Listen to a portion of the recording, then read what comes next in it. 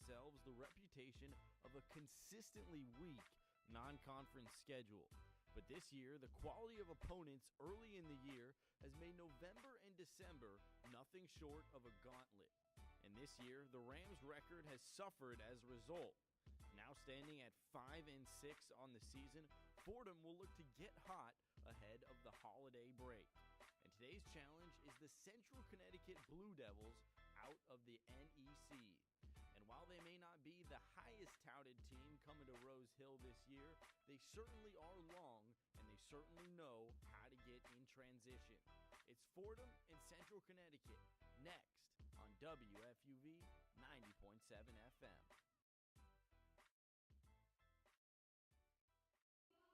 Hello everyone, and welcome inside the historic Rose Hill Gym as we get set for some Thursday matinee hoops from the Bronx.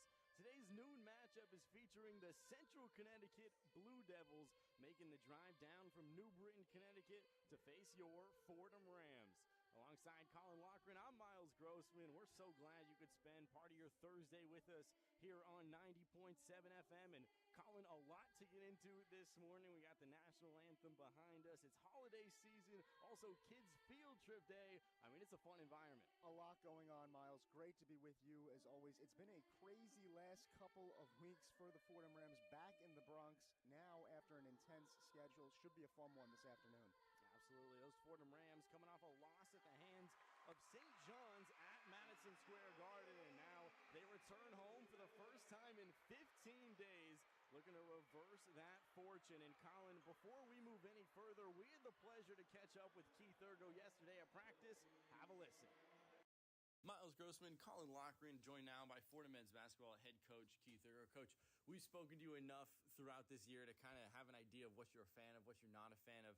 I think there were some moments during MSG where we saw some possessions where, Keith is going to be really proud of that, and then some others where you might have been more frustrated. Coming off that MSG game, what were your initial thoughts?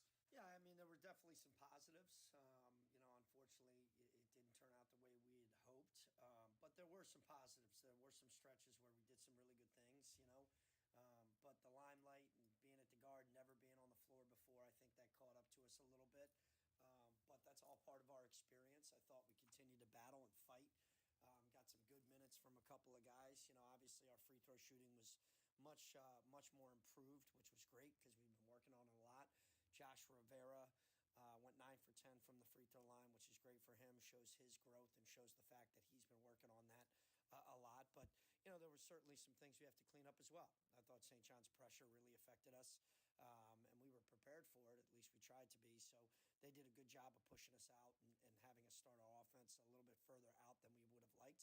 And, we went back to turning the basketball over. So, we got to take care of the ball. That's very important, obviously, for tomorrow's game as well. In terms of scheduling, you guys played North Texas. Then the weekend after that, obviously, at the Garden against St. John's. What are some of the difficulties that come in terms of scheduling and keeping everyone in rhythm during this kind of wonky period of time? Yeah, I mean, it's difficult, obviously. We had, I think 5 games in something like 12 or 13 days right after Thanksgiving. Then all of a sudden you have a little bit of a break between games because of exams. So our guys are kind of, we have to be very diligent in practice. We got some guys banged up and sore and hurt and injured. So we have to, on top of them having exams, so we've been trying to put together practices and schedule accordingly so we can keep our bodies and minds fresh. And, Coach, this upcoming game, Central Connecticut State, then you have that Christmas break off. Is there anything you already touched on that you cleaned up the free throws? Outside of the free throws, anything you're looking to clean up ahead of Christmas break? Yeah, I mean, we got to take care of the basketball. That's really important. We're giving opportunities. We've averaged 17.1 turnovers in our losses. And, naturally with 21 turnovers, there's 21 opportunities to get shots. We're a very good offensive rebounding team. So, we've got to make sure we at least get shots. We can't present ourselves with some live ball turnovers, which equal, runouts for the opposing team, which St. John's did a great job. And then their bench came off, and they really affected us. Meanwhile, our bench did not produce as well. So we've got to continue to just, work hard and get better each and every day. But taking care of the basketball for sure is something really important that we have to do tomorrow because they got some athletes and they can get out and finish in transition. On the flip flip side, we created a number of turnovers, but we couldn't finish in odd even situations. We had some transition opportunities where we just did not convert. So we got to do a better job of making better decisions in the open court. To the point about knocking down your free throws, how key will it be for Josh Rivera to continue developing in that way, especially with his size and athleticism and ability to finish at the rim? Yeah, I mean, everybody just needs to continue to improve every day in every facet of the game. But Josh is working hard. He's in the gym, putting in the time, putting in the effort, trying to build better habits. And you saw some of the fruits of that labor against. And welcome back inside Rose Hill Gym. We apologize for that, but we're all set to get underway from the Bronx. It's Central Connecticut in their road grays and the Fordham Rams in their home whites. One change to the Fordham Rams starting lineups. Looks like Josh Rivera is injured and in street clothes, so Will Richardson injected back into the starting lineups. On the other side for Central Connecticut, the backcourt Sweatman Jones and the frontcourt Amos, Jean Rose, and Brown. The Fordham Rams moving right to left, and Central Connecticut left to right. Jaffe Medor controls the Abdu tip, and we're underway from the Bronx. The first offensive possession is the Fordham Rams. Antrell Charlton at the top of the key, hands off for the curling Kyle Rose. He'll dump it down for Abdu on the left block. He'll rise, and it's blocked behind by Jaden Brown, but the offensive rebound now, and the travel immediately added Jaffe Medor. He corralled the second opportunity and immediately turned it back over to Central Connecticut. Zeros 20 seconds in, Colin. And Miles, without Josh Rivera, Fordham is going to have to score in some unconventional ways. That means Jaffe Medor and Will Richardson will have to play an excellent game of basketball. Perhaps they won't have to be the Rolls-Royce backcourt, but maybe the BMW backcourt, Miles. So Jordan Jones will walk it up to the right arc. Dishes high post for Jaden Brown now. The extra pass for Sweatman on the left arc. He'll chest pass it over to Jordan Jones on the block F logo. Jordan Jones, the hop skip into the lane. He works his way to the right block and dishes left side for Allen Jean Rose. Jean Rose will pull up on the short corner and hit the mid-range J. 2-0 Central Connecticut. And Jaffe Medor burst of speed into the offensive half. And you can hear the crowd behind me. It's Kids Day here at Rose Hill. And it's the loudest gym and the most packed gym we've had all season, Colin. Have to get the youth involved, Miles. Antrell Charlton, top of the key. Here's the dribble drive into the heart of the lane. The push with the left hand is much too strong, and Jordan Jones pulls down the Blue Devil rebound. He slipped in the backcourt on some moisture, but he will regain and find Sweatman now on the block F logo. It's a 2-0 Central Connecticut lead with the basketball. Devontae Sweatman dribbles between the legs on the right arc. Now Antrell Charlton switches on to him. He'll dish it left side for Jones. Get it down low for Jean, and Jean is well short on the three, but battling for the rebound. It'll be last touch Jaden Brown under the basket, and the Fordham Rams will have the basketball 90 seconds in. 2-0 Central Connecticut. But if you're a Blue Devils fan, you have to like the hustle that Jaden Brown showed there. Just getting in Abdu Simbila's way, not allowing him to grab an easy board off the glass. 18-18 and ticking first half is Jaffe Medor, top of the key, dishes high post now for Antrell Charlton. It's Kyle Rose caught in the left corner with Kalen Amos on him. Now it's Abdu Simbila catching it at the top of the key. He'll find Richardson on the right arc. The left-hand dribble for Richardson up top. Now it's Jaffe Medor. Finds himself to the left corner. He'll outlet it ahead and get it back. 3 seconds on the shot clock. Medor, the dribble drive. 0 seconds on the shot clock, and it looks like he could not get the shot off. It's the shot clock violation. And Central Connecticut forces the turnover up 2-0, 2 minutes in. One of the storylines entering this contest was that Fordham cannot afford to turn the basketball over. They have to play a smart brand of basketball. They can't beat themselves in this type of contest. So Allen Jean Rose flips it up, and Amos jams it down. The transition oop, and Kellen Amos, the star of this offense, gets his first points of the day. It's a 4-0 start for Central Connecticut. Amos with a real holiday stocking stuffer that time. And Kyle Rose will have it now. He'll dish it left arc for Jaffe Medor. The left-hand dribble now between the legs. He draws two, and he gets fouled on the floor. It's the reach-in on Jordan Jones on the left arc.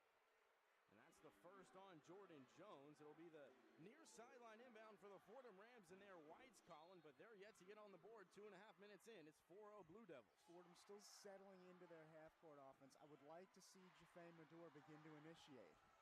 Left arc, Kyle Rose takes the Abdu Simbila screen, angles to the top of the key, now finds Charlton on the left arc. He'll bounce it into Charlton and get it back now. Charlton hesitates. Dribble drive from the left side, hooks it around to Rose. He'll pop the three, and he's well too strong there as Jordan Jones pulls down the free rebound for Central Connecticut. 4-0 Blue Devils with Jordan Jones on the left arc up top for Amos. Amos dishes right side, and out of play, Alan Jean Rose couldn't handle the pass on the right arc. It's a turnover, 16:58 to play first half. 4-0 Central Connecticut. Very effective deny defense on the part of Will Richardson that time. Just got a hand in the way, made it harder for John Rose to just grab the basketball. Jaffe Medora, mid-range J from the left side. Nothing but net there. And the Fordham Rams are finally on the board here, 3 minutes in. 4-2 Central Connecticut. A needed bucket that time for Jaffe Medora. Was 0 of 9 from the field with only 7 points against St. John's. Sweatman pushes ahead to Kellen Amos. Amos on the left arc, now inside to Alan Jean Rose on the left elbow. He loses control. Kyle Rose tips it into the hands of Simbila, and Jaffe Medora will now walk it up. Trailing 4-2 is Fordham with Medora at the top of the key. Dishes right side for Richardson. He'll pull up from the mid-range J and can it right there. 4-all as the Fordham Rams a 4-0 run.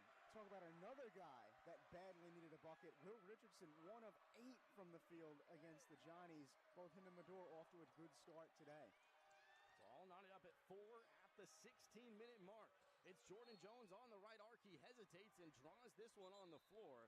It'll be on Jaffe Medora, just his first of the day. But Colin, we got a defensive slugfest, and it's 4-all at our under 16 media timeout. Only 4 points each for these two teams to start the game. Really, it's a feeling out process when you get rosters of this sort. Should be interesting to see who Fordham turns to be their main scorer down the stretch. Absolutely right, Colin. So 15:55 to play first half. A low-scoring affair. We're all knotted up at 4 apiece. And with that, we'll send it to a quick break. You're listening to Fordham men's basketball on WFUV Sports.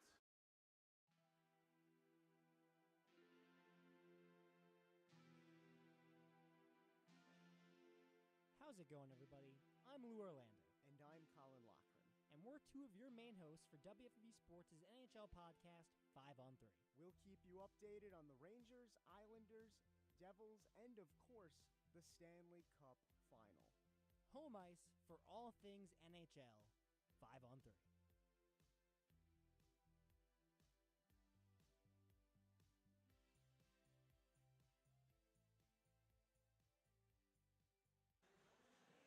Welcome back inside Rose Hill Gym. Just a few minutes in to this one, and we're all knotted up at 4 apiece. It was a 4-0 start for Central Connecticut on the road, and then Fordham fires back with a 4-0 run of their own in the last 2 minutes, holding Central Connecticut scoreless, and that's that defensive effort we've been looking for, Colin. And we've alluded to it. Key to this game is going to be the turnover battle. Fordham this season averages 15.5 turnovers per game.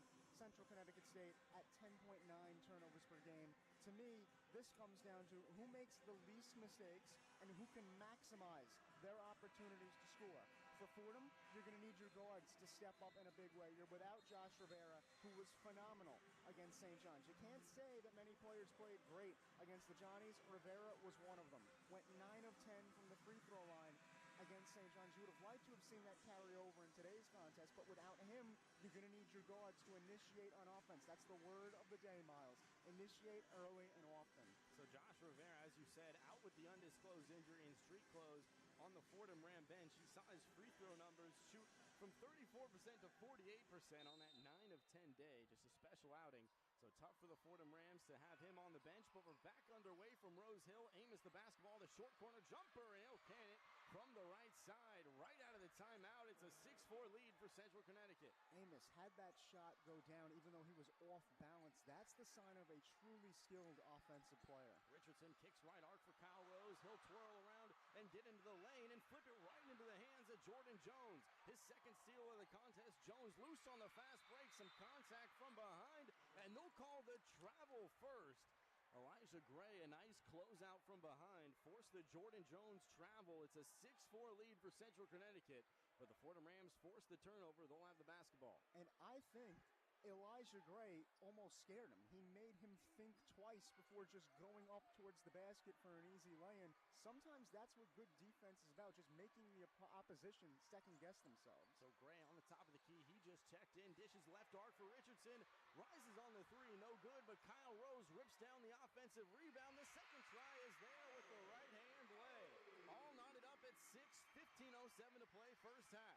Kyle Rose with an old-school play, a little hand check before the offensive in transition, and this time Kellen Amos rose and got fouled from the right block. And Colin, they already had one highlight reel alley-oop dunk in transition. They were looking for a second.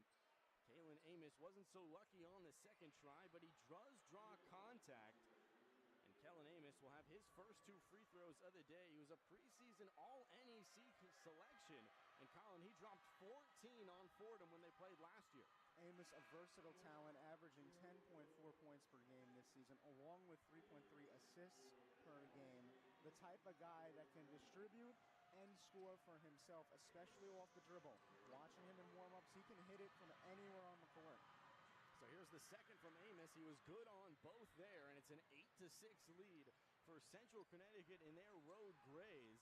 And Colin, it's awfully loud in here. It's Kids Day, as we touched on, and man, each side, that's usually the student section, is actually packed out. So here's Will Richardson at the top of the key, dribbles with the right hand, looking down low for Elijah Gray, and finds the easy deuce. All knotted up at 8 once again. 14:45 to play first half. Precise vision from Richardson that time to find Gray wide open in the key. Here's Sweatman, top of the key, dishes right side for Joe Ostowski. Gets it back in the right corner. Now up top for Kellen Amos. Amos with Will Richardson on him on the right arc, looking down low, and Kyle Rose the steal, but they'll call the foul on the floor.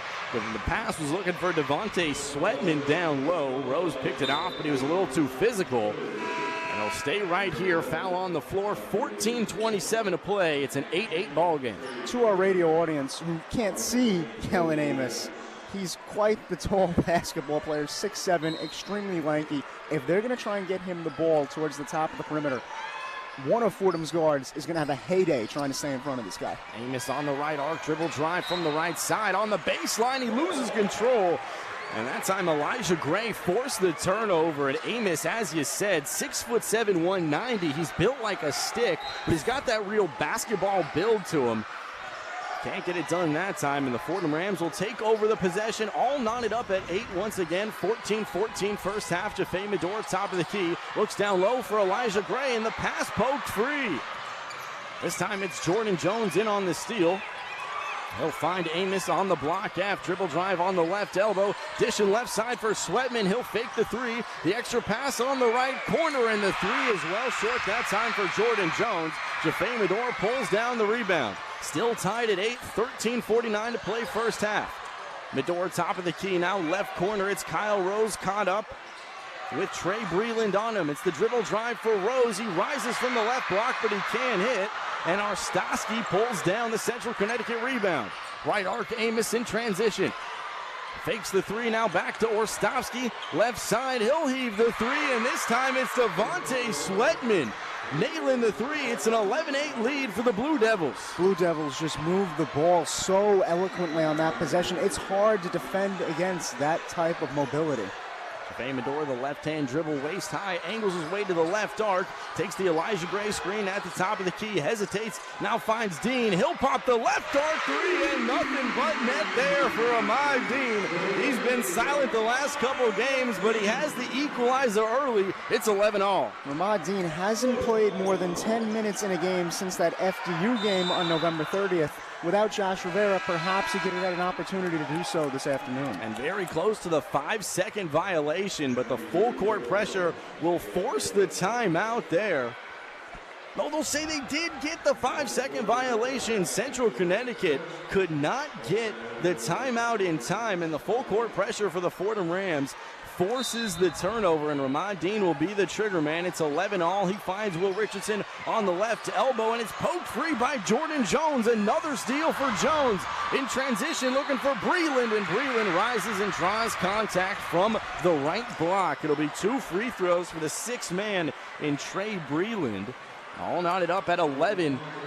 12:43 to play first half. Colin, it's been a real back-and-forth contest. Trey Breland, too, with an exceptional play just to get to the hoop. Didn't overthink it. This guy's a senior, 6'4", 190 pounds. He's been around the block, just knows how to contribute to winning environments. So the first one is good out of the right hand of the senior small forward, Trey Breland. Started his career at Missouri West Plains, a junior college. And now here he is at Central Connecticut State as Zach Riley will inbound to Will Richardson. It's a 13-11 game on the pair of free throws out of Breland. 12:35 and ticking first half. Will Richardson on the left arc loses control, but Ramad Dean will bail him out. Now Dean looks to go to work. He's caught on the left block. Outlets it up top for Zach Riley. He'll have the dribble drive. It's poked free once again. Riley battling for it, and he gets fouled on the floor. So this one will stay right here with 9 seconds on the shot clock.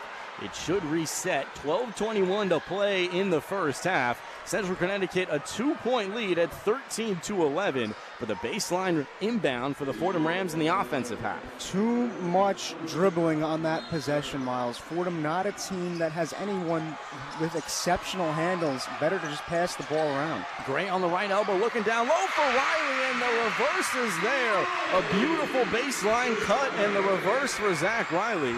And it's all tied at 13 once again. My goodness, these teams cannot inch ahead of one another. It's Joro Stowski, the 10th man, checking in. He'll have it on the right arc. He'll find Amos, and Amos immediately commits the timeout. He was double-teamed by Elijah Gray and Ramad Dean. Had a little panic in his eyes there, and he'll look to call the timeout now with 11:55 to play first half. Now that's a curious wrinkle, sending Dean out there to help trap Amos.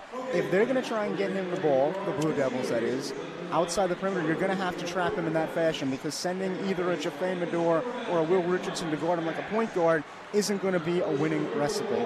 So both teams getting it done as of late from the field. It's all knotted up at 13 now, under 12 to play at 11:55. And with that, we'll now send it back to our Rose Hill studios for a scoreboard update with Ben Oppenheimer. The one-on-one scoreboard. We've got a lot of action today in the A-10 as the 9-2 GW takes on Alcorn State at home in Washington, D.C. at 2 p.m. At 2:30, the 8-3 LaSalle Explorers take on Rosemont at home in Philadelphia. LaSalle is currently undefeated while playing at home with a 6-0 record. At 6 p.m., URA plays New Hampshire at home in Rhode Island. At 7 p.m., the 8-3 Davidson Wildcats take on South Carolina Upstate at home in North Carolina. Like LaSalle, Davidson is undefeated so far on home court with a 6-0 record. Also at 7 p.m., the 6-5 Spiders come into a home game in Richmond against Buffalo, looking to rack up another win on their court. St. Joseph's comes coasting with a 9-2 record into Charleston tonight, looking to continue their momentum before they start conference play, with a tip-off at 7 p.m.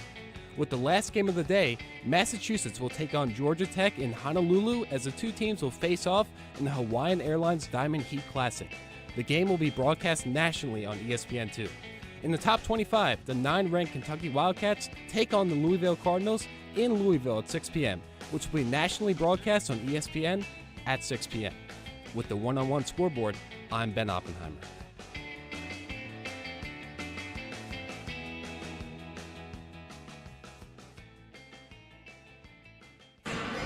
And welcome back inside the comforts of Rose Hill Gym, all even at 13 between Central Connecticut and your Fordham Rams. 11:55 to play first half. I'm Miles Grossman alongside Colin Loughran. And Colin, we knew one strength for the Central Connecticut team was the rebounding. Statistically speaking, they have the best defensive rebounding margin in all of the NEC through non-conference play, and you can see that showing off so far here at Rose Hill Gym. I mean, you can see the long bodies down low getting it done. And for Fordham, this feels like a very Fordham game. In other words, this is the sort of game that they've been used to winning during Keith Ergo's tenure. Starts out a little choppy, but once they settle into their identity, they start to find out wrinkles in the equation. Tied at 13, Central Connecticut the basketball. Jordan Jones dribble drive, top of the key. He gets loose, hangs around, and Antrell Charlton picks it out of his hands. He's bumped from behind. And this one's on Abdul Mamo. bumped him from behind in transition, just his first of the day, but the Fordham Rams will have the near sideline inbound. The 5 out there, Zach Riley, Antrell Charlton, Elijah Gray, Abdou Simbila, and Jaffe Medor, the point guard. 11:43 and ticking first half. Still tied at 13. Antrell Charlton on the left arc finds Zach Riley at the top of the key. Has the ball on his right hip, now finds Gray, top of the circle. He drives and he immediately loses control. And the sophomore Elijah Gray will basically toss the basketball out of play on the baseline. A Fordham turnover here, 11:31 to play, all tied at 13, Central Connecticut ball. Too many dribbles from the sophomore. You'd prefer him, with his size, to just take the ball, look for a little mid-range. Breland in transition and hangs and hits from the left block. 15-13, the Blue Devils back on top. Jaffe Medor burst to speed ahead. He finds Charlton top of the key. Back to Jaffe Medor on the left arc. Elijah Gray offers the screen. Medor caught in the corner. He'll find Elijah Gray. Left arc 3, and he just grazes the right side of the iron. An easy rebound for Jordan Jones in Central Connecticut. Jones looking to go coast to coast, and he rises. He's too strong from the left block off the back of the heel, but he gets his own miss now. And on the right arc, it'll be Allen Gene Rose. Gene Rose has his pocket picked, but he'll regain. It's Jordan Jones, top of the key, and looking down low. An easy finish for Abdul Mamo on the two-hand slam. 17-13 Blue Devils. There was absolutely nobody near Mamo under the basket. That's unacceptable on the part of the Rams. 10:32 and ticking. Elijah Gray, top of the key. Hands off for the curling Zach Riley. Two-hand overhead pass looking down low for Abdul, and Abdul will finish off the right side of the window and in. Fordham back within 2, 17-15, 10-18 and ticking first half. This is something that Abdou Simbila has been working on all year long, and man, would Fordham like to see more of it. And Central Connecticut getting in transition. Gene Rose the finish off the left side of the window and in. Back to a 4-point margin, 19-15, 10:03 to play. And Jaffe Medor will elect to slow it down now. The knee-high dribble with the left hand at the top of the key. He bounces it left elbow for Elijah Gray. Looks down low for Abdou, and Abdou can't handle the pass. A confusing possession there, and another turnover that will surely frustrate Keith Ergo. The Central Connecticut lead holds at 4, 19-15. Under 10 to play first half. And you've got to hold on to the basketball if you're Abdou Simbila in that type of situation. Any big man, you have to learn to hold on to the rock at any juncture in the game. Fordham right now is suffering from beating themselves, Miles. 9:43 and ticking first half. Here's Jaden Brown, left side forecourt, hands off for Jordan Jones at the top of the key. Kyle Rose applying the pressure. 19-15 Central Connecticut, left side dribble drive, outlets it right side now. Allen Gene Rose will be caught up in the corner, and he steps on the near sideline. He wanted the push from Kyle Rose. He won't get the call. And 10 credited with another forced turnover there. 9:23 to play first half. It'll be the near sideline inbound for Kyle Rose. 19-15 Blue Devils. Gene Rose not happy, doing a fair amount of chirping as well. Something worth keeping our eyes on. 9:21 here in the first half. Jaffe Medor on the Fordham Ram logo. He trails by 4. Abdou Simbila offers the screen, top of the key. He angles right. Caught on the right elbow now up top. Kyle Rose will heave the top of the key 3 and rattle it in. Fordham back within 1, 19-18.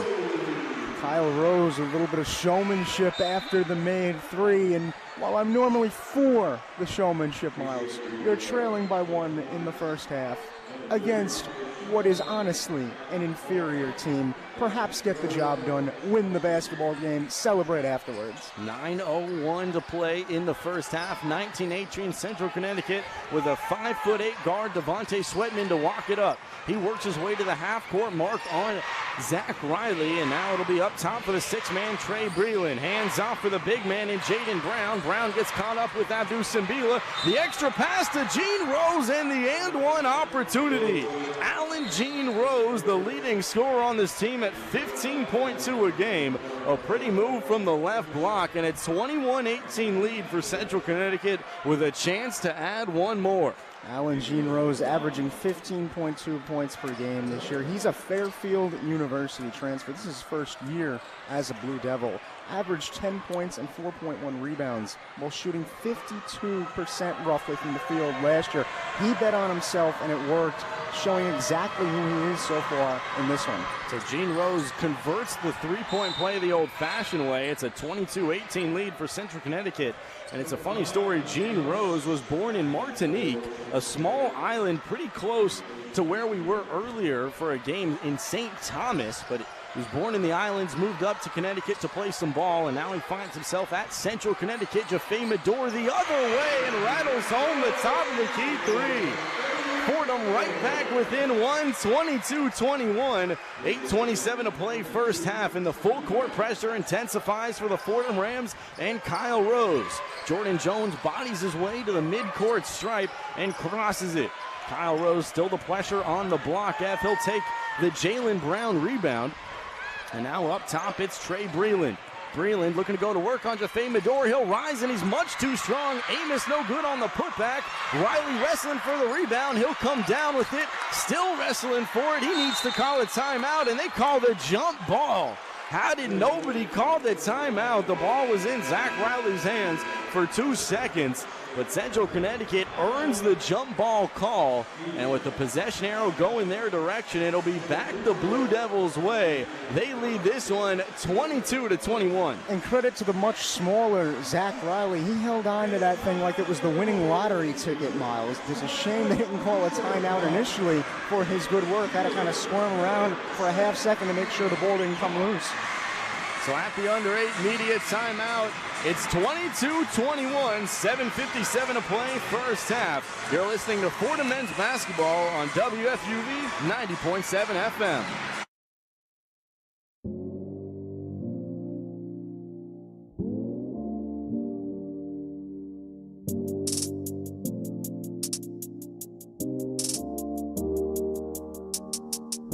Hey everyone, I'm Will Grant. And I'm Chris Persianen. And we're two of the hosts for WFUV's very own basketball podcast, Pick and Pod.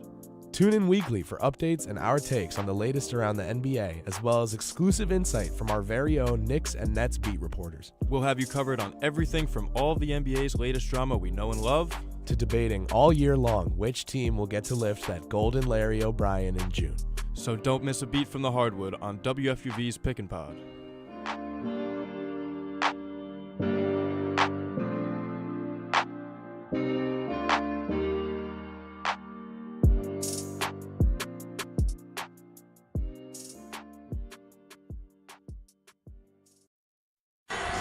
(22-21), Central Connecticut leads your Fordham Rams here with 7:57 to play in the first half. I'm Miles Grossman alongside Colin Loughran. Colin, I believe this is Mariah Carey going on behind me. I mean, you can really feel the holiday spirit. It's Kids Day here, lots of field trip groups here today. And Colin, it's not that it's only louder, it's that the screams are just so joyous. I think this Fordham team would wish that these kids would come every game, quite frankly, because there has been a noticeable shift in the encore play. It's a little bit more chaotic than it might be on a typical night here at Rosehill, and I do feel as though the noise has played a factor in that regard. In terms of the X's and O's of everything that has gone on. Right now, Fordham just not excelling at playing a smart brand of basketball. Central Connecticut State has gotten to the line 5 times. They've turned the ball over less than Fordham as well. They've shot at a higher clip than Fordham so far in this game. In terms of rebounds, Central Connecticut State, they're winning there too, 6-5 in terms of rebound margin. Fordham has to lock down and play Fordham basketball. Keith Ergo has spoken to us about it numerous times throughout the year. If they don't play their style of basketball, they will not win games.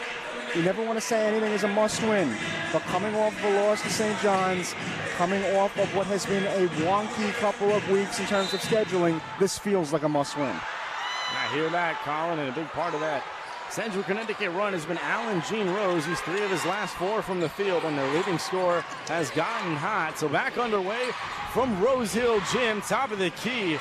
It's Jordan Jones, much too strong on the three-pointer, but he gets his own miss. He finds Sweatman on the right arc, the extra pass to Kalen Amos, and he buries the right corner triple.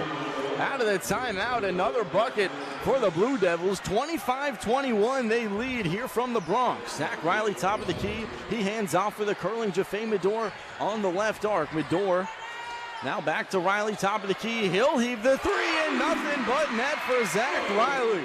Fordham right back within 1, 25-24. So here's Amos on the top of the circle. 7:09 to play, first half, 25-24. Central Connecticut on top with the basketball. Amos, corkscrew move at the top of the key, dishes near side for Trey Breland. Breland caught up between two defenders. He'll get it back on the right arc. Now skip pass left side. Amos left arc. He'll pop the three and he'll get fouled. It was almost a 4-point play opportunity. Keith Ergo is awfully frustrated with Kyle Rose, who committed the contact. But it'll be 3 free throws for Kellen Amos on the left arc three. Coach Ergo seems to be asking for any type of intensity in this game. It's hard to keep intensity when things are rough and ready early, when teams are running down the court on both ends, but you have to find it within yourself to stay focused and play physically. So Amos around and out on the first free throw to the pleasure of the kids here at Rose Hill Gym. Kellen Amos, the 71.4%er. As we said, no good on the first. We'll have some substitutions here. Ramad Dean on. Antrell Charlton, or pardon me, Antrell Charlton was a little too early coming on. He'll check on for Ramad Dean at the next whistle. So Kellen Amos looks to compose himself. The senior out of Houston, Texas, rises and is nothing but net on the second free throw. He began his career at Binghamton alongside Yole Akawovo. Both have since left the program, of course. Amos here at Central Connecticut. Yole here as a Fordham Ram. Amos now up to 10 points on the day. He's been a critical part of this Blue Devil offense. And to make it 11 on the second made free throw, it's 27-24, and you're exactly right.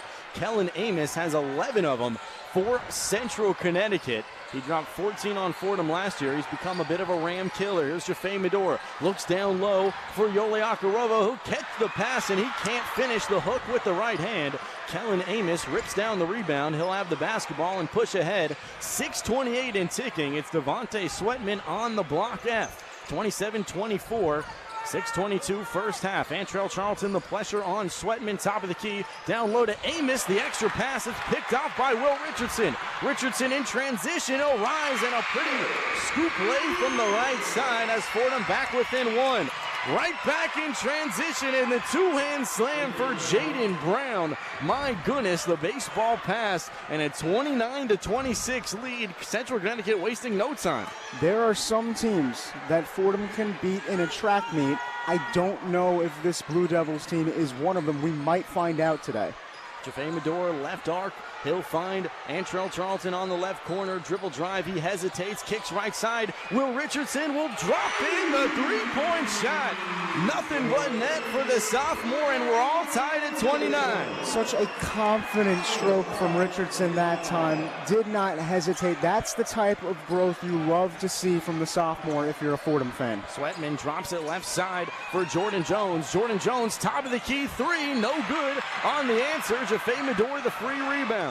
All tied at 29, 5:16 in ticking. First half, Medor, right arc, crosses over, loses control, but he'll tip it ahead to Will Richardson. He'll dish it to Ramad Dean. Now it's Charlton on the left arc. 5:03 to play first half. Yole Akawovo back to Medor at the top of the circle. It's Will Richardson, right arc, another no good on the second one. Yole Akawovo tips free the rebound. It's out of bounds on the near sideline. It'll be Central Connecticut basketball. But Colin, we got a tie ball game with 4:53 to play. First half, it's 29-all. Things starting to click a touch for Fordham on offense, specifically starting to click for Will Richardson. He has 7 points now, hit a big three-pointer. If he can get that shot going, it changes the complexion of what the Rams can do on offense. And the Fordham Rams, 4 of the last 5 from three-point range. That's become quite the theme this season. Here's Kellen Amos between the circles on the left side. He finds Sweatman down low. Kicks it up top for Ostowski. Now the extra pass right side for Brown. He can't hit on the right corner triple, but Amos, the offensive rebound, and the top of the key three, no good. Brown, the third try, and he'll rise from right under the basket and hit. 31-29 on the way out of Jaden Brown. That's going to be a problem for Fordham as this progresses. Jaden Brown looks like a man amongst boys out there. Just a different type of build to him. If he's able to get offensive boards like that, watch out. Dean, left arc triple, no good off the back of the heel. Kellen Amos rips down the Central Connecticut rebound. An empty possession for Fordham. Here's Sweatman, right side dribble drive, and the foul by Ramad Dean. It was almost the goaltend, and they'll say they call it the goaltend. They'll head to the monitor to review it. Looked like it was Ramon Dean committing the contact on Devontae Sweatman, but then as it rose, Abdou Simbila swatted it off the glass, and now they'll see if it hit the glass first or Abdou's hand first. But as it stands, it's a 31-29 lead, Colin, with 3:54 to play in the first half.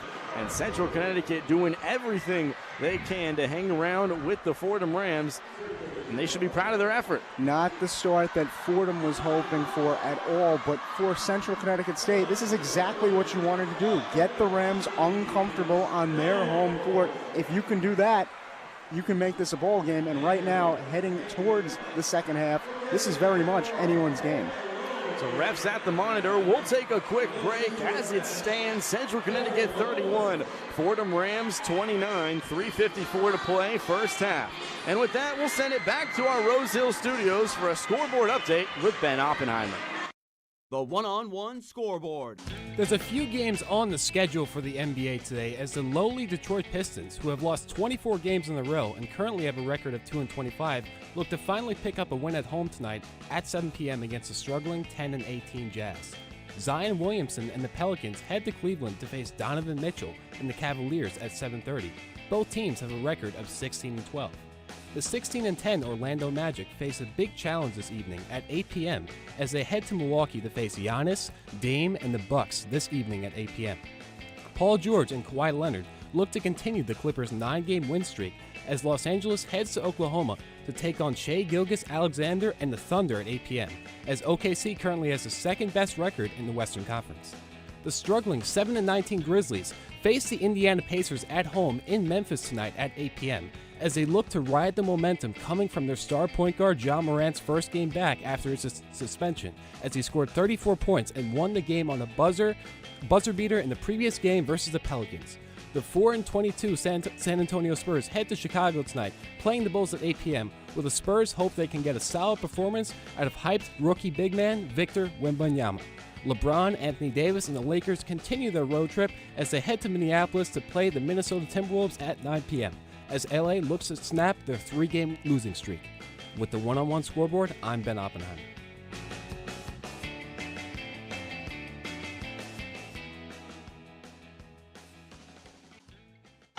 Well, thank you for that, Ben. Appreciate the updates, but back here in Rose Hill Gym, the Fordham Rams trail the Central Connecticut Blue Devils 31-29 with 3:54 to play in the first half.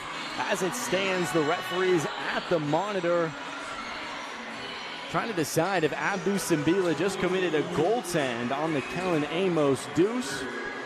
And they say bravery is worth nothing. 5'8", Devontae Sweatman taking it up against Abdou Simbila. A significantly larger player gets rewarded with a trip to the line ultimately. So they'll say no goaltend. Abdou will get away with it. The lead will hold at 31-29 as Devontae Sweatman is good on the first of 2 free throws, making a 32-29 lead for Central Connecticut as the 5'8", 145-pound guard is around and out on the second of 2. 32-29. Abdou Simbila the rebound. The Fordham Rams ahead. They trail by 3. Here's Will Richardson, top of the key. Dishes right arc for Antrell Charlton. Down low for Abdou Simbila. Couple post moves, and he draws contact from the left block. He couldn't hit, but it will be 2 free throws here for Abdou Simbila. 32-29 Central Connecticut, 3:39 to play, first half, Colin. And that was a rare example where you like to see Abdou Simbila put the ball on the floor, take a dribble before going up into layup motion. He doesn't have a size advantage in this game particularly. He's going to have to get crafty around the bucket. Exactly, he's battling with 6'8", 215-pound Jaden Brown today as Simbila nothing but net on the first free throw. Fordham back within a pair, 32-30.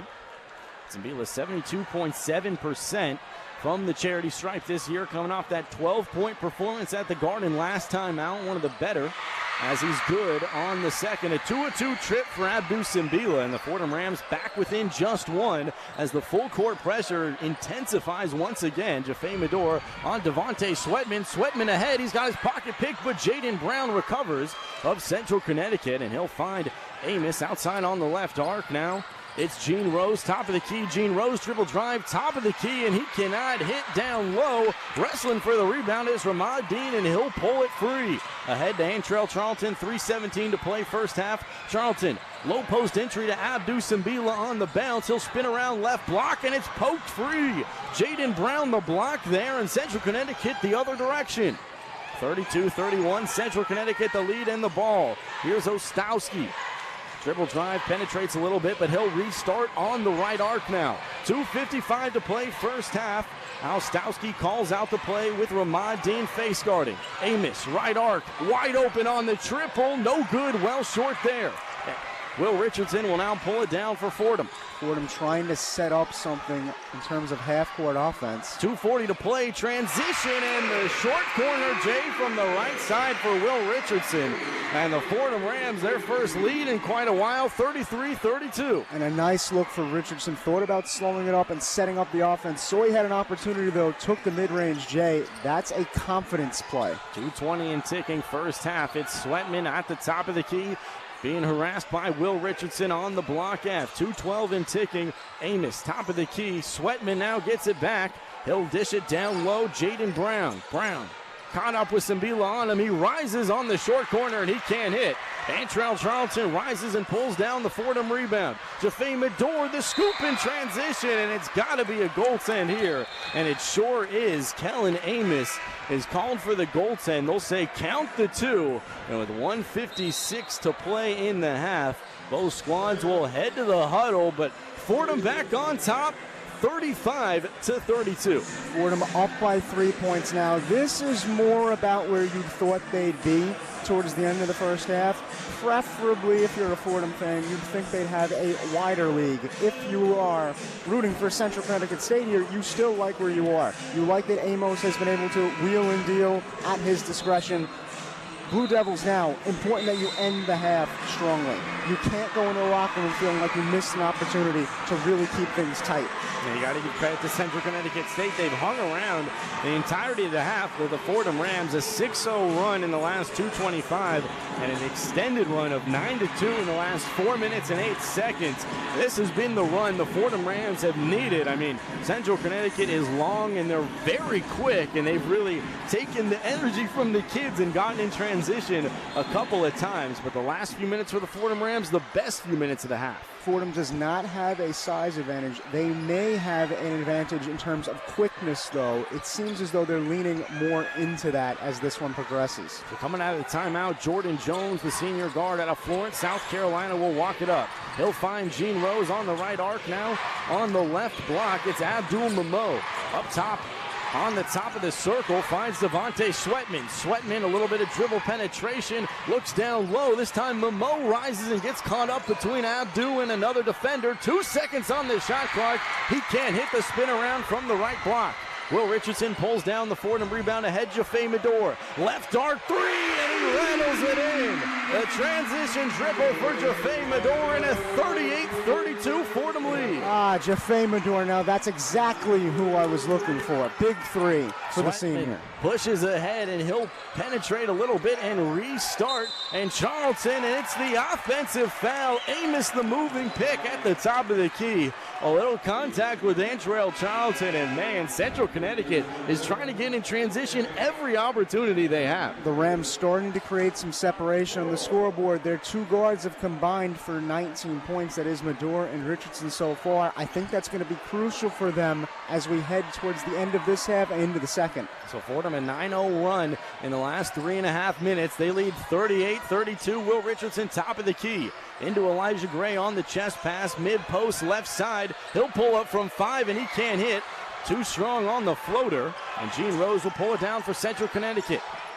Ostowski on the right arc, now up top for Kellen Amos. Amos between the legs with Elijah Gray on him. Dribble drive in on Abdu, and the scoop is not there, but the foul on Abdu Simbila. will gift Kellen Amos 2 more free throws, and Amos is piecing together quite the half. He's already got 11, Colin, and he has an opportunity for 2 more. As it stands, 38-32 Fordham, 32 seconds left, first half. Coach Ergo irate, looking at Abdou Simbila, telling him just to stand up straight. Don't hack him. Don't give him an opportunity to head to the free throw line. 4 of 5 from the charity stripe already today. So the lanky build of Amos is nothing but net on the first of 2 free throws. And he was a preseason All-NEC selection. He's awfully versatile, 10.4 a contest. He also leads this team in rebounds and assists. And at that lanky 6'7" build, he's an awfully interesting player. And another 2 of 2 trip for Amos, bring up to 13 points on the day. And Central Connecticut back within 4, 38-34, 32 seconds to play in this first half, and of course a 1.5 second differential between the shot clock and the game clock. Will Richardson pushes ahead and immediately calls for the timeout. And as this has become a signature for Keith Ergo, if they can call a timeout before the final possession in the first half, they sure will. And with 29.5, the Fordham Rams will head to the huddle and look to draw up their favorite play, Colin. If I was a betting man, I would venture to guess that their favorite play will be a 3-point play to try and give them a 7-point advantage heading into the break. I think if you can find a way to get one of your most quality shooters lined up, you let him pull the trigger. This first half has not gone according to plan, but they have a chance to end the half on a high note. Absolutely right, Colin. The first half started off very slow, similarly to that NJIT game, I think. The Fordham fans kind of sleptwalked into this one, assuming that NJIT would be an easy win and Central Connecticut would be an easy win. But that NJIT game provided a bit of a reality check, and Central Connecticut, their foot on the gas as soon as they walked into Rose Hill Gym this morning. But a 9-2 run for the Fordham Rams in the last 3.5 minutes has them ahead 38-34. Jaffe Medor, the waist-high dribble with the left hand on the Fordham Ram logo. A 1-second differential, shot clock and game clock here in the first half. 12 on the shot clock as Amos picks it free, and the two-hand slam. Showtime for Amos, and just like that, Central Connecticut back within 2, and the Fordham Rams a travel in transition with 4.7 seconds. An unbelievable turn of events. Central Connecticut will have an opportunity to either tie or take the lead. Colin, not only did you commit the turnover, you committed back-to-back turnovers. Murphy's Law to end this first half for Fordham. Here's Amos, top of the key. 1 second on the shot clock, and it's swatted by Abdou. And that's how the first half comes to an end. Man, oh man, the Fordham Rams had a little bit of mo, but Central Connecticut takes it right back over, and they are within just a deuce here at the half. But Colin, we're through 20 minutes. The Fordham Rams lead 38-36.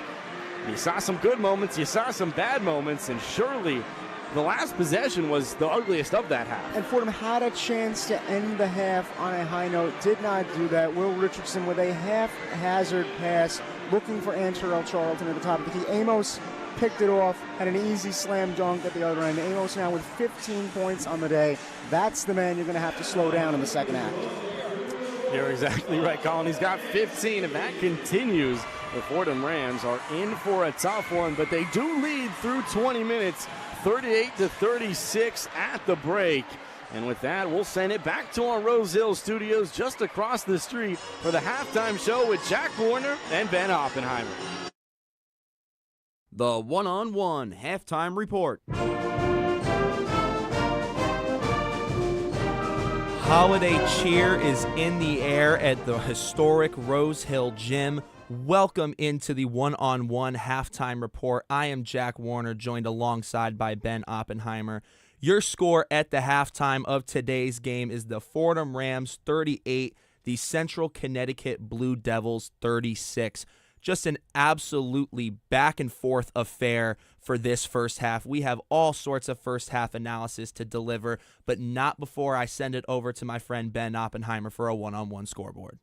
The one-on-one scoreboard. Thursday Night Football is on tonight as the New Orleans Saints head to Los Angeles to play the Rams as both teams come into the matchup with a 7-7 record. It's a battle of QBs as LA's Matt Stafford and the Saints' Derek Carr both teams look to make a Hail Mary push to earn a playoff spot. Circling back to the A10 today with another run-through of what's on the schedule later this afternoon and into the evening, as the 9-2 GW take on Alcorn State at home in Washington, D.C. at 2 p.m. At 2:30, the 8-3 LaSalle Explorers take on Rosemont at home in Philadelphia. LaSalle is currently undefeated while playing at home with a 6-0 record. At 6 p.m., URI plays New Hampshire at home in Rhode Island. At 7 p.m., the 8-3 Davidson Wildcats take on South Carolina Upstate at home in North Carolina. Like LaSalle, Davidson is undefeated so far on home court with a 6-0 record. Also at 7 p.m., the 6-5 Spiders come into a home game in Richmond against Buffalo, looking to rack up another win on their court. St. Joseph's comes coasting with a 9-2 record into Charleston tonight, looking to continue their momentum before they start conference play, with a tip-off at 7 p.m. With the last game of the day, Massachusetts will take on Georgia Tech in Honolulu as the two teams will face off in the Hawaiian Airlines Diamond Heat Classic. The game will be broadcast nationally on ESPN2. With the one-on-one scoreboard, I'm Ben Oppenheimer.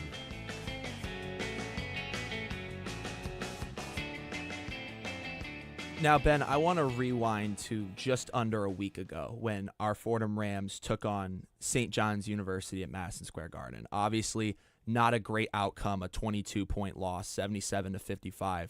And at the beginning of this broadcast, we got to hear Miles Grossman and Colin Loughran sit down with Coach Keith Ergo to talk about moving forward from that game in preparation for today's game. And one of the things that Coach Ergo said about the game against St. John's was that he said their pressure affected them. He said it made it the St. John's, which you have to expect with any Rick Pitino-led basketball team, that there's going to be a lot of a pressure applied, and Coach Ergo was very complimentary of that, said that they made it very difficult to move the ball, made it very difficult to be efficient offensively. Now you look forward to today's game, and we're through one half of it, where this is a quick Central Connecticut team that is trying to apply pressure all over the court.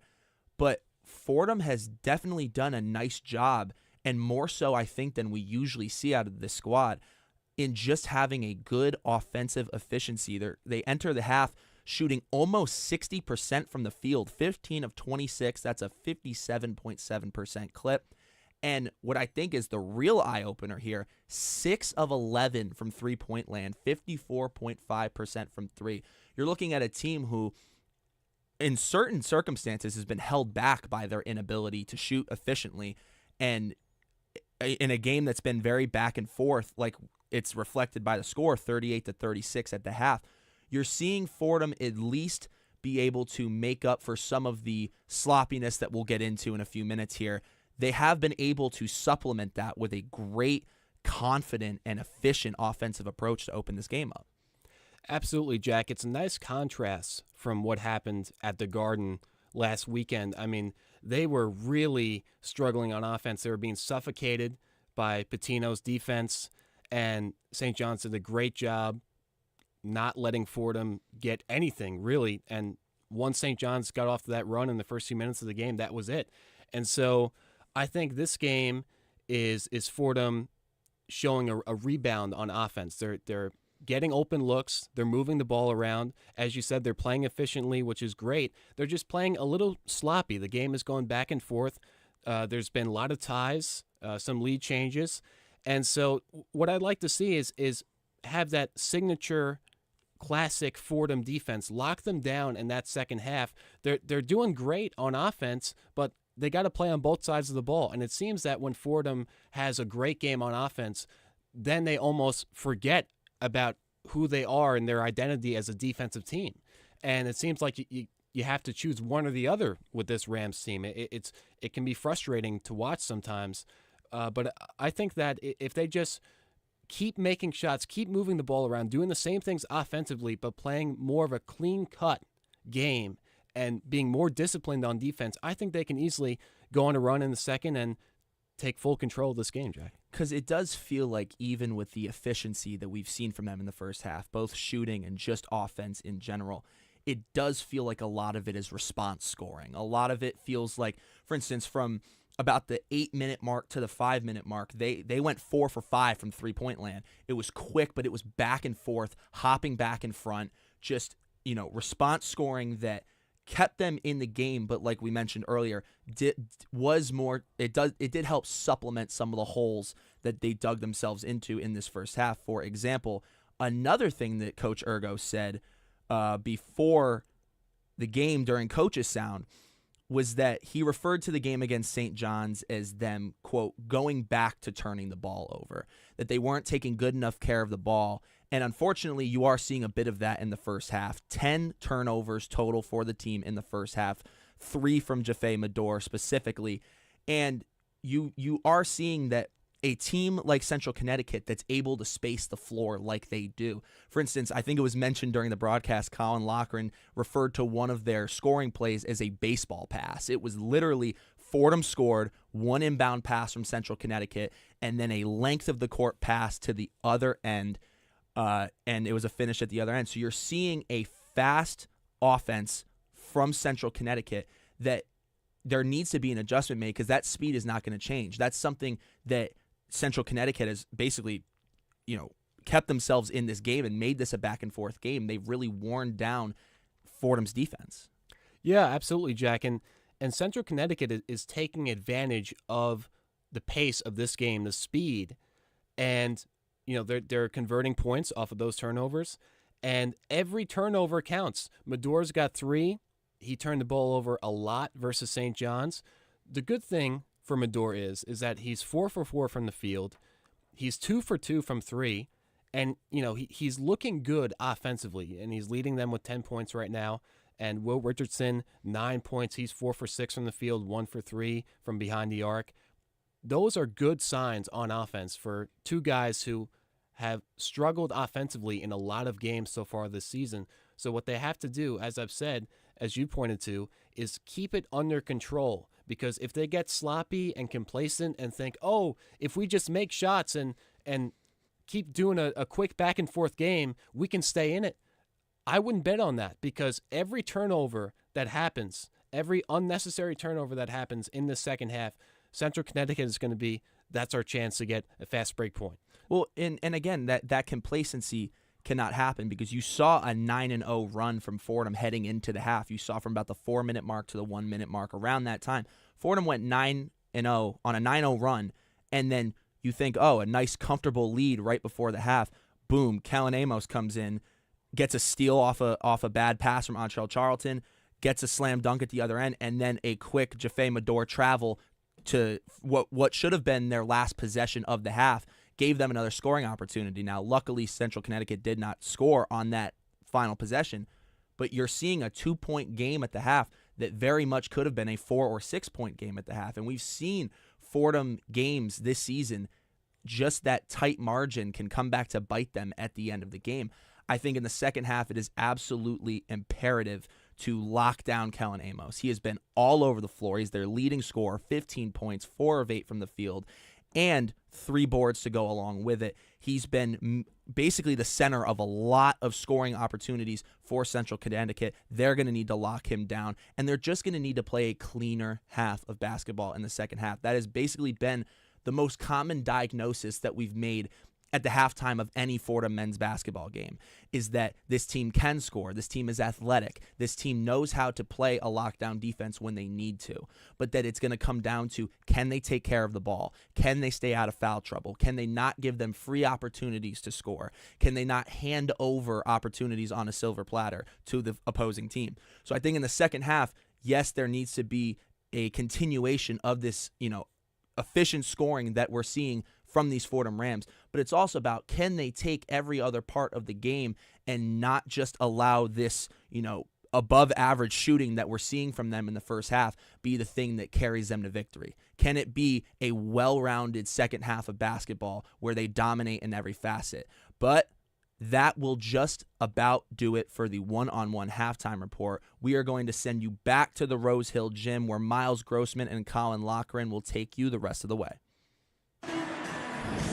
Welcome back inside Rose Hill Gym at the half. It's a 38-36 lead for your Fordham Rams over Central Connecticut. I'm Miles Grossman alongside Colin Loughran. Glad you could join us here on 90.7 FM. Well, Colin, the Fordham Rams coming off a loss last time out at Madison Square Garden in a game where they shot 11% from three, 24% from the field. And heading into this one, those were two numbers they were really looking to correct. Well, they sure have. I mean, you look at their first half shooting numbers, 57% from the field, 54% from three-point range, but the defense has now been the ugly issue. I mean, so far, Central Connecticut has gotten out in transition at will. They need to play better defense. Additionally, they need to play smart defense. Right now, Kellen Amos beating Fordham basically by himself. 15 points. He's made 7 trips to the charity stripe, 6 of 7 from the line today. If you take out Amos' 15 points, this is a completely different game. Now, you could say that of any player who goes off in any particular contest, but with Amos' size, with his ability to dribble, his ability to shoot from anywhere, it's just a threat that Fordham is going to have to neutralize, especially in this type of game where they're heavily favored. To call a spade, this should not be as close of a game as it is, but there are some positives still, and you allude to the shooting. Specifically for me, the most positive thing I got from that first half out of Fordham, 6 of 11 from downtown. There's been times this year when Fordham has the 3-ball working. When they have that 3-ball working, it's crucial that Keith Ergo looks at his guys and tells them, let it fly. When they've got it going, you have to lean into that. That means Will Richardson, that means Antrell Charlton, that means Jaffe Medor should all have the green light in this second half. I'd even go so far as to say, if you're running transition, pull up from 3, because you might not be able to beat this Blue Devil team under the rim the old school way. Yeah, Fordham 38 points at the half, Colin. You'll take that 7 out of 7 days. It's the other side allowing 36 in 20 minutes. And like you touched on, the three-point shot's been there. Jaffe Medor, 2 of 2 from range, but the backcourt play as a whole. Going into this year, Keith Ergo was absolutely in love with this tandem backcourt idea of Will Richardson and Jaffe Medor. It didn't end up working out, but today, through 20 minutes, they've combined for 19 points, 10 out of Medor, 9 out of Richardson. A good chunk of that is the three-point shot. And I think if that's able to continue, hopefully that can neutralize some of what Amos has brought to the table. But man, oh man, we've seen a couple prolific scores in a real back-and-forth game. And another element of that back-and-forth game is the turnovers, a really important number. Keith Ergo said at the top of our broadcast and the coach's sound was they averaged 17.1 turnovers a game in their losses. Well, they've got 10 turnovers at the half, and they cannot be trending for that 20 type of game. And just to emphasize the importance of Medor and Richardson, they're not the Rolls-Royce backcourt. There's nothing sleek or sexy about their game. What they are is the BMW backcourt. They're a little bit sporty. They're able to move to different spots in the court. It's a little rough and ready at times, but at the end of the day, they can get the job done. I'd argue BMW is pretty dang fancy in itself. I mean, it's not a Rolls-Royce, my That's friend. true. Let's just, you know. Hey, it's all relative. I could have given them Bentley backcourt, but I thought BMW might have been a little bit more appropriate. Hey, Bentley's pretty dang fancy, too. They're not there yet. I hear that. But a few moments from getting underway, Zach Riley, Jaffe Medor, Will Richardson, Abdou Simbila, and Antrell Charlton, the 5 out there to start the second half for the Fordham Rams. It's a guard-heavy lineup with Abdou, the only big out there. Zach Riley getting the start in the second half at 6'5". Antrell Charlton also at 6'5". Some big guards, but guards nevertheless, as Zach Riley, the chest pass into Will Richardson, and we're underway in half number 2. 38-36 is the Fordham Ram lead. Jaffe Medor, left arc, triple, nothing but net. My goodness, out the gate. He's 3 of 3 from range on the day. It's a 41-36 lead for the Rams. And a nice job by Medor there, not only to hit the shot, but to create just a touch of separation to allow himself the space to hit the shot. 30 seconds into the second half, here's Devontae Sweatman on the runner. He can't hit. The little floater on the high arcer is no good. Abdou Simbila rips down the rebound and ahead to Jaffe Medor. 30 seconds into the half, 41-36. The Fordham Rams on top with the basketball. Left side, Will Richardson, no good on the wide open triple. But Devontae Sweatman can't handle the rebound down low. It'll stay right here, out of bounds on the baseline. Last touch, Central Connecticut. And while he didn't knock down the shot, that's the second straight good look from range for the Rams to start this second half. Abdu Simbila near side short corner, backing his way down on the center, and Jaden Brown. Simbila, a couple pretty post moves, gets him caught in the air, and he's well short from 5 feet. Jaden Brown, the Central Connecticut rebound, ahead to Jordan Jones on the right arc. Dribbles behind the back, now up top for Kellen Amos. Amos angles his way to the left-hand elbow, bounce pass down low for Brown. Brown loses control, regains on Simbila. Looking to find something from the left block. He's looking for a teammate. 10 seconds on the shot clock. They'll reset for Amos at the top of the key. 7 seconds and ticking. Zach Riley on Amos. Amos hesitates, gets free, dumps it down low for Brown, and Brown finishes at the buzzer. A pretty bucket there as the shot clock expired. 41-38 Fordham. And Amos just shook off Riley like a rag doll on that left arc, made it possible for him to drive towards the rim. Will Richardson on the block. F angles to the right arc. Hands off for the curling Jaffe Medor. Medor on the left side perimeter. Skip pass near side. Antrell Charlton. He'll pop the right side three, and much too strong right there. There's a wide open look, but Jordan Jones the rebound ahead to Gene Rose, and Gene Rose in transition will draw some contact from the right side. Rose with the right hand and earned 2 free throws. So the star of this offense, statistically speaking, not today, will go to the free throw line for 2 shots, Colin. And Gene Rose didn't have a bad first half at all. Shot 3 of 5 from the field in that first half. Put up 7 total points. The interesting part about that opening half performance, only 1 rebound for him. You'd expect more for a player of his size. That could just speak to how well Fordham shot the ball towards the end of the half as well. So Allen Gene Rose at the free throw line. 7 points on the day, 1 of 1 from the free throw line. Finish up that and 1 in the first half as he rises on a high arcer and nothing but net. Leads the team in points per game at 15.2, but it's been the Ram killer. Kellen Amos has been the star today. 14 on Fordham last year for Amos and 15 in the first half. As now Allen Rose will compose himself, rise on the high arcer and rattle it around and in. Central Connecticut right back within a sole point, 41-40 Rams, 18:04 and ticking in regulation. Will Richardson will hand off for Antrell Charlton at the top of the key. Another handoff on the perimeter for Jaffe Medor. Back to Charlton on the right side perimeter. Hesitates, dribble drive, looking down low for Riley. He'll get it back, left arc. Charlton no good on the three-point shot. But Amos pulls down the Central Connecticut rebound. Fordham running a smaller lineup, not looking for size. Those are the type of looks you'll be able to get with that sort of lineup. Amos drives in on Zach Riley, loses control, right side short corner. Continues to back his way down, 15 on the shot clock as he rises and finishes.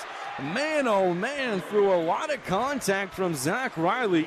Kellen Amos the finish, and his historic day continues. I mean, man, oh man. 15 points in the first half, and now an early and 1 opportunity in the second. And that's a bad matchup for Zach Riley. I understand the thinking behind it as far as Fordham's concerned, because you're trying to match speed with speed, reach with reach. Riley, perhaps not the quickest overall player, but has a little bit of reach to him, has a lanky build like Amos, not to that extent, but still a better matchup than, say, a Will Richardson or a Medor, who's a bit more compact. So Amos converts the old-fashioned three-point play, and he is up to his his season high at 18 points now. His career high 36 last year. Here's Will Richardson, top of the key. Dishes left side for Zach Riley. Gets it back via Richardson at the top of the circle. Some dribble penetration. Back left side for Jaffe Medor. He'll drive in and dump it off for Charlton. No good. But the second try from Abdu is also no good. But he gets his own miss, and he's fouled right there. A frustrating possession for the Fordham Rams, but it will result in 2 free throws for Abdu. And frustrating simply because whenever Fordham would get the basketball and try and move closer towards the painted area, they'd be met with a swarm of trees that just so happen to play for the Blue Devils. But good on Simbila to stay with his own shot, grab an offensive rebound, gets rewarded with a trip to the charity stripe. So Abdu Simbila, the senior forward, 6'9", began his career at Penn State when Keith Urgo was the associate head coach and then when he got the job here, he brought Abdu with him, and he's sprouted into one of the best low-post players in all of the A-10 as Abdu rises and rattles in the first of 2 free throws. Simbila perfect from the free throw line this afternoon, 3 of 3. A trait you would love to have in any big man. So Fordham back within one, 43-42, as Abdu looks to wrap up the already productive pair, and nothing but net there. All tied up at 43 once again. 17:04 to play in regulation. The Fordham Rams won for their last 8 from the field. Central Connecticut will now walk it up via Jordan Jones. Jordan Jones, a burst of speed ahead. He gets loose on Abdu, rises from the left block, and finishes the floater. Man, oh man, a quick bucket, 45-43. So quick from Jones that time. Abdu just looked confused under the basket. Wasn't quite sure what to do, I don't think. Rose dishes right arc now for Elijah Gray. Zambila top of the key, finds Kyle Rose on the left side of the arc. He's double teamed by Brown and Amos. He'll find Gray, top of the key, triple, around and out on the wide open 3, but Jaden Brown the last touch on the offensive baseline for the Fordham Rams. They'll earn another opportunity with 16 and a half to play here in regulation. They trail by a pair, 45-43 with the basketball. Keith Ergo sticking with this smaller lineup, the only exception being Abdu Simbila. They're trying to generate better looks offensively and win in a shootout. Will Richardson on the left arc. Down low on the bounce pass to Abdu, and the spin around is there with the right hand. And Fordham ties us all back at 45, and it'll be interesting to ask the coaching staff after the game, Colin, why they went with this starting lineup. Of course, I mean, Josh Rivera is out, but they've gone with a heavy guard lineup throughout. Jordan Jones the other way for Central Connecticut, finds Amos, mid-range J, and he airballs it on the awkward release. Elijah Gray tries to save it. It's off Jaffe Medor, and it's out of play, staying right here with Central Connecticut on the near sideline. Amos airballed it well short. Looked like he was not even sure if he was going to release the jumper, but it bounces out of play on the rebound. Last touch Jaffe, and it stays right here with the Blue Devils in their road grays. Here's Gene Rose on the left block, spinning around on Abdu with his head down, rises and rattles it in. The two-hand release from the left block, and Central Connecticut back on top, 47-45. An excellent job by John Rose there of contorting his body around Simbila and getting an open look. Will Richardson, right side, he penetrates, and he cannot hit on the lay. Devontae Sweatman, the rebound ahead to Kellen Amos. Amos caught right side, short corner, dishes up top for Brown and gets it back on the right arc. Bounce pass into the bound. Brown backing his way down on Kyle Rose, and Kyle Rose will be called for the foul. This one's on the floor. And both teams will head to the huddle as we head to our under-16 media timeout. Central Connecticut has battled back. They lead by 2, 47-45 at the under-16 column. And Fordham struggling to figure out how to match up against Central Connecticut State. They went smaller to start the half, trending back bigger now. It appears as though Romad Dean is going to check into this ball game again. Elijah Gray checked in a few moments ago. They're just trying to mix and match and see if they can figure it out that way. A little bit of plug and play here, Miles. So Fordham won for their last 9 from the field. On the other side, Central Connecticut, 4 of their last 5 from the field, and things not trending in the right direction for the Fordham Ram faithful here on Rose Hill. But that will take us to our under-16. Central Connecticut leads 47-45. You're listening to Fordham men's basketball on WFUV Sports.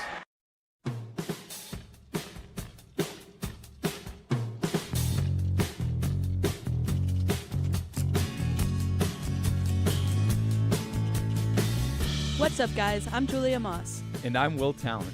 And we're 2 of your hosts for one of WFUV's football podcasts, NFL Friday. Tune in every Friday for all news and updates around the National Football League. Also, we'll be making our picks of the week around the league on every episode. Check out NFL Friday wherever you get your podcasts to catch the action.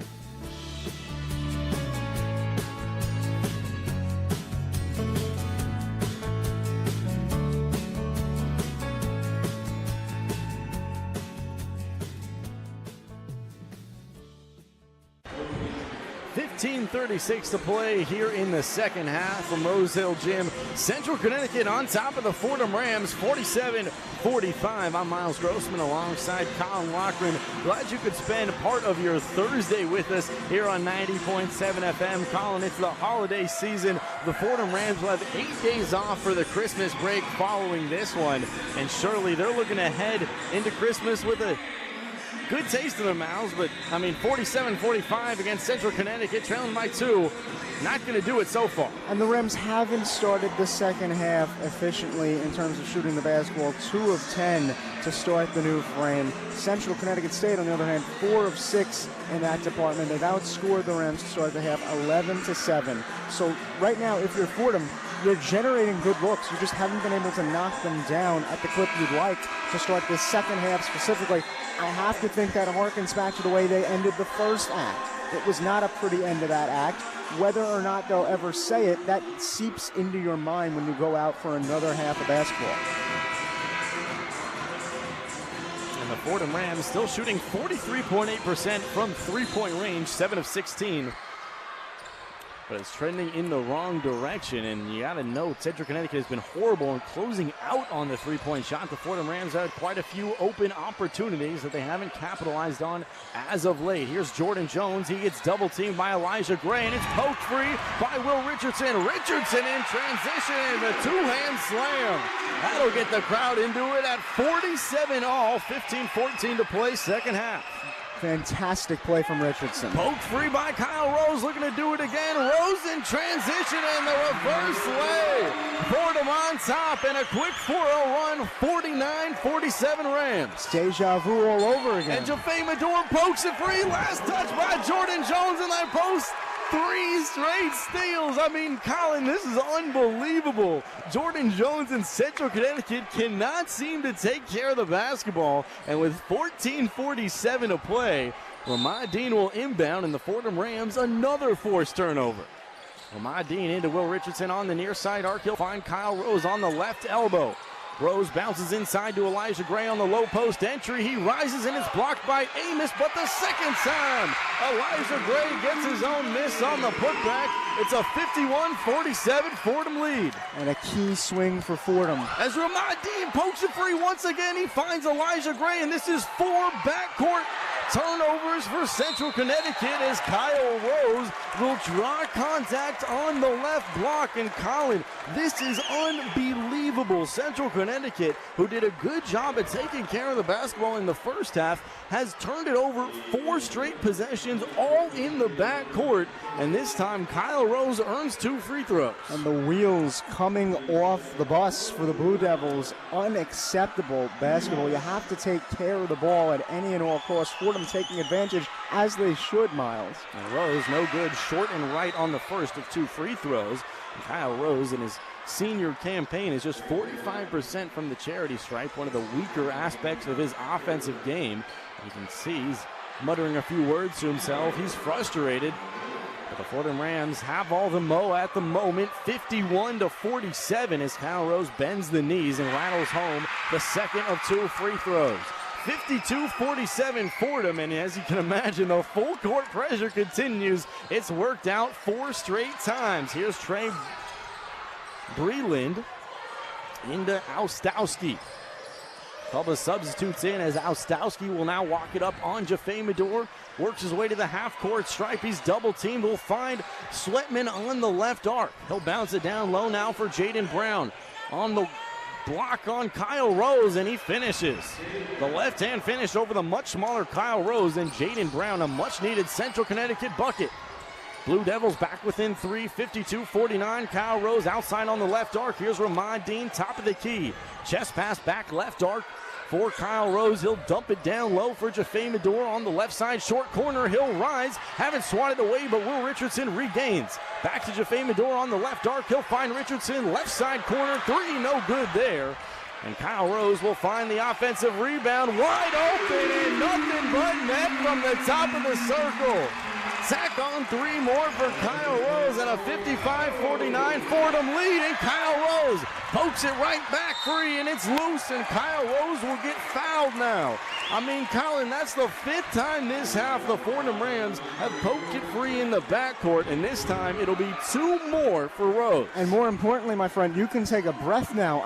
Back and forth and back and forth. Fordham taking advantage of Blue Devil miscues. This was going to be key to the game, was could Fordham maximize the opportunities that they were given in some instances? They've done that here in the second half after really starting out slow. So Rose rises and nothing but net on the first of 2 free throws. A 56-49 lead for the Fordham Rams. It's a 10-2 run in the last 2.5 minutes. And Colin, it's just hard to believe the way Central Connecticut has been unable to cross that half-court stripe. So Kyle Rose will compose himself. He holds the ball at his right hip, dribbles twice with the left hand, bends the knees. Here's the second free throw, no good, short and left there. A rebound for Abdul Mamo, and Central Connecticut will walk it up with Ostowski. 13-18 to play in regulation, 56-49 Fordham. Jaffe Medor almost poked it free out of the hands of Breland. Breland on the right arc, bounces it right side for Jordan Jones. Jones on the dribble drive, looking for the extra pass, and the ball is loose. Last touch, Abdul Mamou, and the Fordham Rams have just forced 6 turnovers in the last 2 minutes and 37 seconds, and they will walk it up once again. But Colin, I mean, man, oh man, Central Connecticut is a turnover machine. And the Blue Devils just look frantic on offense right now. Gone is the cool and collected attitude they had in the first half. They just don't seem like a cohesive unit right now. 56-49, the Fordham Rams the lead in the basketball, 12:55 and ticking in regulation. Antrell Charlton on the left arc, he bounces it for Gray. Outside for Jaffe Medor, he's no good, well short on the left side, 3-point jumper. And Joe Ostowski will now walk it up for Central Connecticut with Ramad Dean on him. Ostowski stands at 6 foot. Ramad Dean at 6'7". A little mismatch at the top of the key. He'll chest pass it right side, this time for Alan Jean Rose. He's double teamed by Medor and Gray, looking to fight through 2 defenders, and he draws contact on Jaffe Medor. Jaffe Medor a little too aggressive on the double team, but the pressure has worked out all second half, Colin. And that's the sort of foul you live with if you're head coach Keith Ergo. Every time that Central Connecticut State gets the ball towards the top of the perimeter and Fordham is able to trap, it has resulted in a good outcome for the Rams. You have to continue that sort of pressure if you're Fordham. On the flip side, it's important to get a clean offensive look here if you are a Blue Devil. So important to know that was Jaffe Medor's third as he checks off. Fordham Rams poke it out of play on the far sideline, but last touch Elijah Gray will stay right here with Central Connecticut. But Jaffe Medor, the first Ram really in foul trouble, the only Fordham Ram with 3 personals, or pardon me, it's Kyle Rose also with 3 personals. But Joe Ostowski's the inbounder on the far sideline. He finds Jordan Jones at the top of the key. 12:20 and ticking here in regulation. 56-49 is the Fordham lead. Central Connecticut at the top of the key via Jordan Jones. Jones hesitates, works his way to the right elbow, fades away from 15 and cans the jumper. A pretty one, and back within 5 is Central Connecticut, 56-51 Fordham. That's a feisty make from Jones, a street ball type make. Just shook off the defender, got a clean look at the basket. 11:55, second half. Ramad Dean near side elbow. Dribbles with the left hand, bounces it down low, looking for Zach Riley. Rightly the catch, back up top for Dean. The top of the key triple. Ramad Dean buries it. 59-51 Fordham. 6 points for Ramad Dean now, an important 6 points in this sort of game as well. 11:34 and ticking. Here's Jordan Jones, top of the circle. Will Richardson on him. He'll pull up from 18 and he'll get fouled. Will Richardson might have topped the release hand, but he sure doesn't like the call. But when we come back, it will be Jordan Jones, 2 shots for Central Connecticut. And the Fordham Rams red hot from the field. They lead 59-51. Colin, 11.5 to play, second half. And the game has completely changed. It started to change the minute that the Blue Devils began to beat themselves. That was going to be key for both teams. It has been. Right now, Fordham taking advantage of those miscues. They'll have to continue to do so if they want to wrap this one up in a hurry. 6 turnovers in the second half for Central Connecticut. They are kicking it and throwing it in their own backcourt, and the Fordham Rams have capitalized. They lead now 59-51 with 11.5 to play. And with that, we'll now send it back to our Rose Hill studios for a scoreboard update with Ben Oppenheimer. The one-on-one scoreboard. A lot of games will be played on the ice in the NHL tonight as the 21-7 Las Vegas Golden Knights head to Florida to face the Tampa Bay Lightning at 7 p.m. Also at 7 p.m., the 18-14 Nashville Predators face the 18-10 Philadelphia Flyers in the city of brotherly love. The 17-12 Carolina Hurricanes head to Pittsburgh to face the 14-13 Penguins. The 16-7 Toronto Maple Leafs will make the quick trip across the border to Buffalo to play the Sabres, who have a record of 13-17. The 16-12 New Jersey Devils will face the 13-15 Edmonton Oilers at home in East Rutherford tonight at 7:30 as New Jersey looks to snap their 2-game losing streak. As for the two New York teams, the Islanders will head to Raleigh to face the Hurricanes on Saturday night in the Christmas Eve matchup, while the Rangers will play the Edmonton Oilers tomorrow night at 7:30 p.m. at the Garden. With the one-on-one scoreboard, I'm Ben Oppenheimer.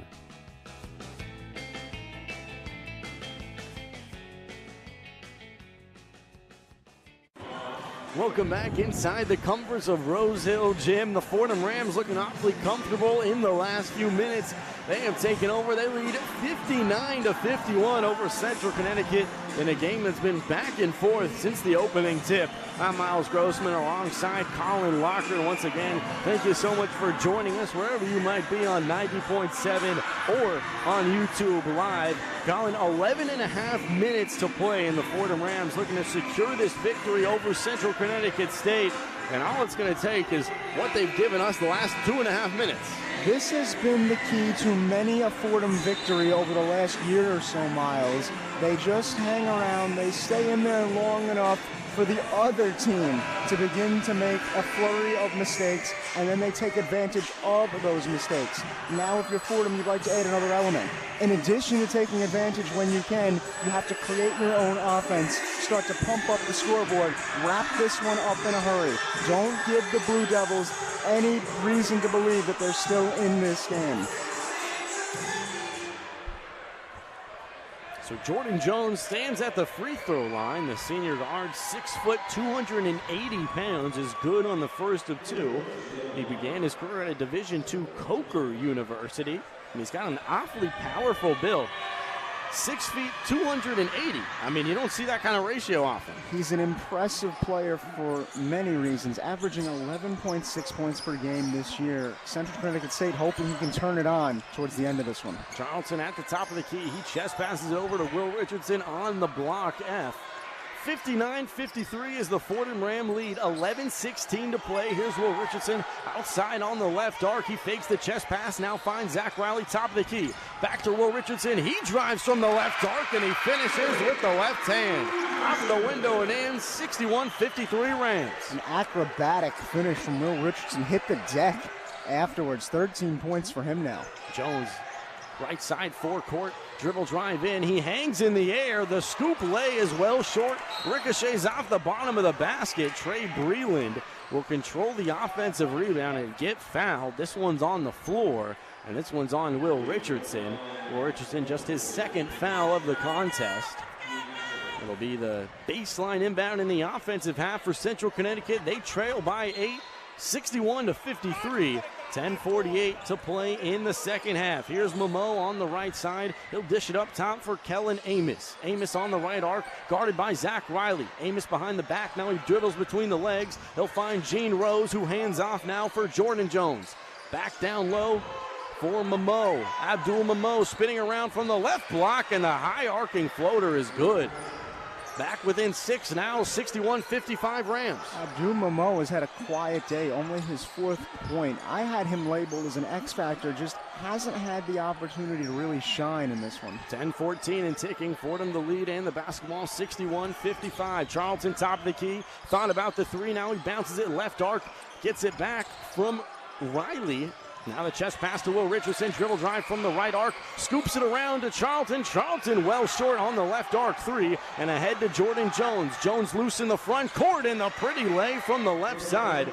Once again off the glass and in, and Central Connecticut back within 4, 61-57 Fordham. Important offensive possession here now for Fordham. Don't force anything if it's not there. Charlton top of the key, chest pass to Riley on the block F. He dribbles waist high with the right hand, flips it near side for Antrell Charlton.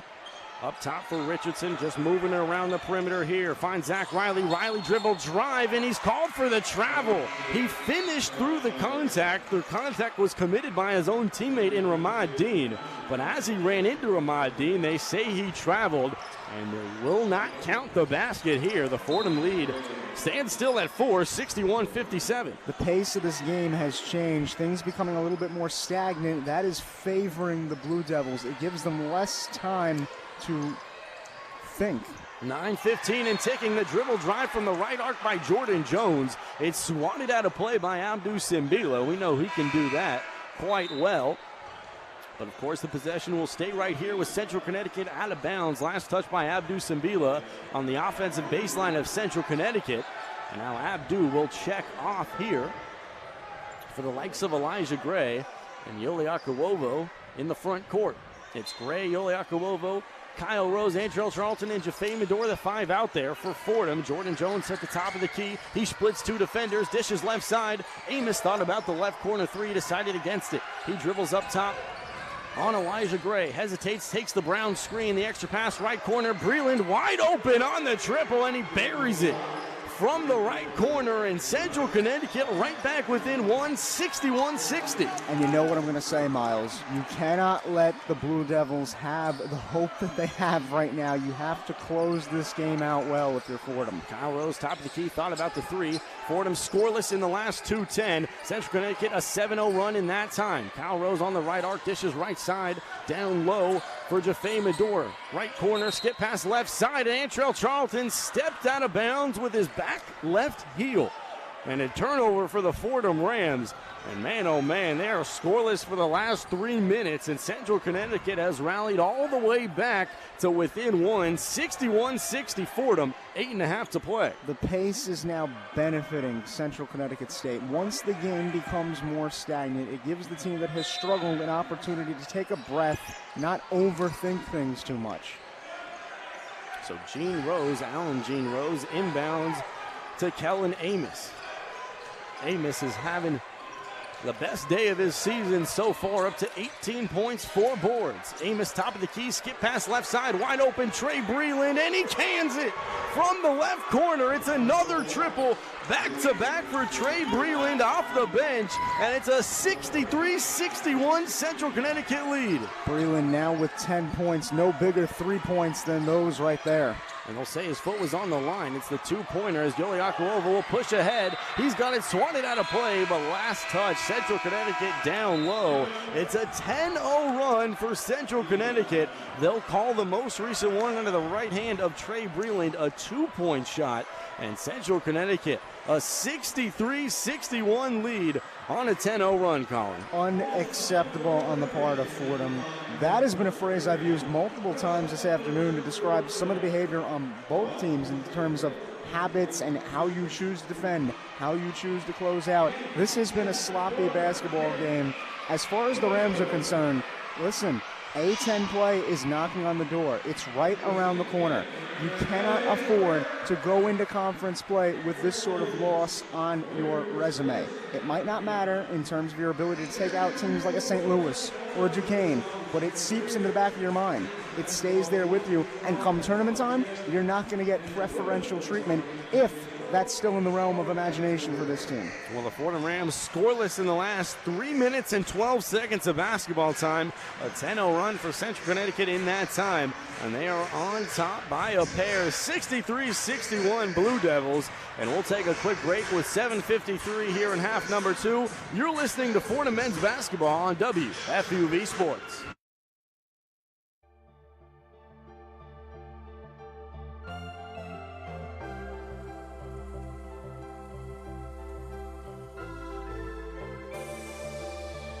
Hi, this is Mike Breen, WFUV class of 1983. WFUV is the flagship station of Fordham Athletics with live coverage of Fordham football, Fordham men's and women's basketball, in addition to Saturday one-on-one. Stay right here on 90.7 FM for all things WFUV Sports.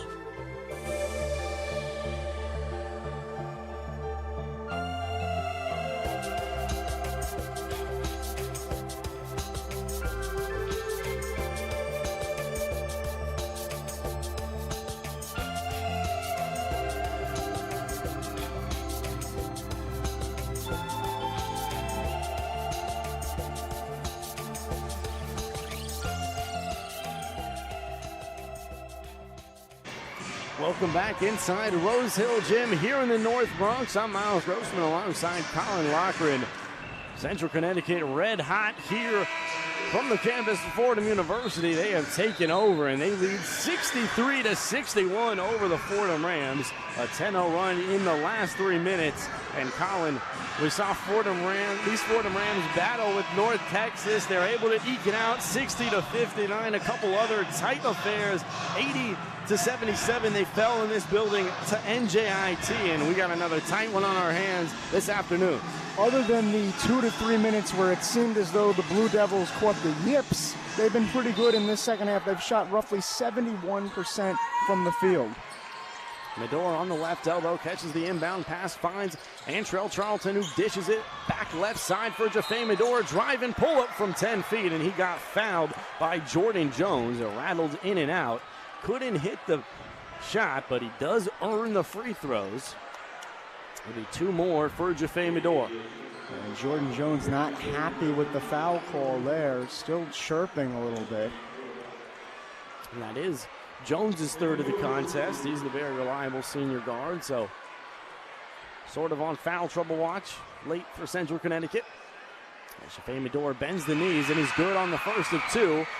Brings Fordham right back within 1, 63-62, Central Connecticut. And 14 points on the day now for Medor. That's only his first free throw attempt. It's an aspect of his game that I'd like to see him develop further, just an ability to draw contact and get to the line. So Medor, nothing but net there. The kids like that one, and it's all knotted up at 63 apiece. 7:44 to play in the second half as it's Jordan Jones now to walk it up on Jaffe Medor. A burst of speed ahead, gets caught up now looking down low for Gene Rose, and Rose is short from the right block. It's last touch, though, as it bounced out of play by the Fordham Rams and Abdu Simbila. Well, Central Connecticut, another opportunity with 7.5 to play in regulation, all tied at 63. Jordan Jones, top of the key, catches the inbound pass, being harassed by Jaffe Medor. Dribbles waist high with the right hand, trying to fend off Medor with the left. A little bit of penetration, pulls up from 15. He's well short, but Trey Breland, the offensive rebound. He'll drive and draw the block on Kyle Rose, and that's Kyle Rose's 4th personal. It'll be interesting to see if he heads to the bench here. He's holding his left knee, and he sure will. Kyle Rose will head to the bench. He's got 4 personals, and Will Richardson will check off. They'll clean up the moisture there under the basket, pardon me. But with 7:19 to play, it'll be 2 more free throws for the 6th man in Trey Breland, the senior small forward out of Hamden, Connecticut, all tied at 63, Colin. And it appears as though Will Richardson will check in for Kyle Rose. And Trey Breland no good off the left side of the iron. And as you said, Kyle Rose now with 4 fouls, checks off, and it's Will Richardson on. Still all knotted up at 63 as Breland rises and rattles in the Central Connecticut free throw. It's a 64-63 lead for the Blue Devils. The full court pressure on Jaffe Medor. 7:14 and ticking. Medor on the block F, dribbles with the right hand, finds Will Richardson on the right arc. Back up top now for Jaffe Medor with Jordan Jones harassing him. Medor angles to the left arc, back up top now, gets the pass from Charlton. Charlton looking down low for Gray. Gray finishes off the left side of the window and a wide open pair. It's 65-64. And that's a veteran find from Antrell Charlton. Good on Gray just to slip his way towards the painted area. 65-64, Fordham Rams, Central Connecticut, top of the key. Here's Jordan Jones, dribble drive, some penetration, and it's a foul from behind on Will Richardson. It was awfully close to a clean block, but it'll be 2 more free throws for Jordan Jones, and that's Will Richardson's 3rd. And we've spoken at length about Kellen Amos and what he's done for these Blue Devils. Just as important to the equation in the late stages of the game, Jordan Jones, 8 points, 5 rebounds, 3 assists. He's been everywhere on the court. So Jones bends the knees and rattles in the first of 2 free throws. Ties us up at 65 all now. An opportunity to take the lead for the senior guard out of Florence, South Carolina. Rises and he's good. 66-65, Central Connecticut, 6:37 and ticking in regulation. Here's Elijah Gray, has in the pass pick, that time by Trey Breland. He's loose in the backcourt, and Jaffe Medor forced to commit the foul. but the sophomore Elijah Gray at 6'8" was awfully careless walking up the basketball. He committed the turnover, and it will be 2 more free throws for Trey Breland. This one's on Jaffe Medor. Already a 66-65 lead for Central Connecticut, and 2 more chances at the free throw line for Breland. And it appears as though Elijah Gray is going to get the hook after that turnover. No, it'll be Medor taken out for Riley. And he ekes into foul trouble a little bit there. So Jaffe Medor is third, so Zach Riley will check on. No good on the first of 2 as Breland as a look to make the trip a little bit productive. He sure does. It's a 67-65 lead for Central Connecticut. 6:26 to play now in the second half. Will Richardson to walk it up on Trey Breland. Richardson dribbles between the legs on the block F. Fakes the chest pass to Zach Riley. Now gets it back from Zach Riley. Will Richardson dribble penetration. Drops it down low for Abdou Simbila. Simbila will rise and he will get fouled. This one's going to be on Alan Jean Rose. And the Fordham Rams will earn a trip to the free throw line via Abdou Simbila. 6:08 to play. And Abdou trailing by 2, a chance for 2. Fordham head coach Keith Ergo sticking with Elijah Gray after the turnover on the other end. That Abdou Simbila try there, perhaps an example of why he's choosing to stick with the other big man. It gives them versatility both under the basket and on the perimeter in terms of creating some nifty scoring opportunities. So Simbila rattles in the first of 2 free throws, brings him up to 9 points in the contest. Certainly on double-double watch, 9.6 boards. There was 6:08 to play. It's a 67-66 lead for Central Connecticut. Simbila rises on the second free throw, and it's nothing but net. 67 all here from Rose Hill. 6:08 to play. And Colin, we got a nail-biter on our hands. Jordan Jones catches the inbound pass and will walk it up on Zach Riley. Jaden Brown offers the top of the key screen. Jordan Jones declines, though. Kicks right side for Trey Breland. Breland, the handoff for Jordan Jones at the top of the circle. 5:52 and ticking. 67 all here. Breland, top of the key. Pulls up from 18 on Elijah Gray. He's well short on the 20-foot jumper.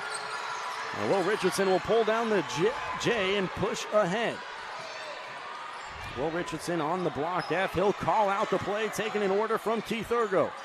Dishes left side for Antrell Charlton. Now Richardson gets it back. Top of the key, 3 around off the right side of the iron. No good. Jordan Jones the rebound for Central Connecticut. Still tied at 67. 5:22 left in the game. Here's Jaden Brown. The turnaround hook. No good from the heart of the key as Abdou Simbila wrestling for it. And he'll finally come away with it. Ahead to Antrell Charlton, 5:08 and ticking in the second half. Charlton top of the key. Dishes up top for Elijah Gray. Right side, Zach Riley to Richardson. Richardson, the triple and nothing but net. 70-60, Rams on top, 4:55 to play. Crucial shot from Will Richardson, a veteran find from Zach Riley as well, just to dump it off to him in the corner. Fordham now with a 3-point lead. So Jones will walk it up. His head coach and him will head to the sidelines. They want the timeout.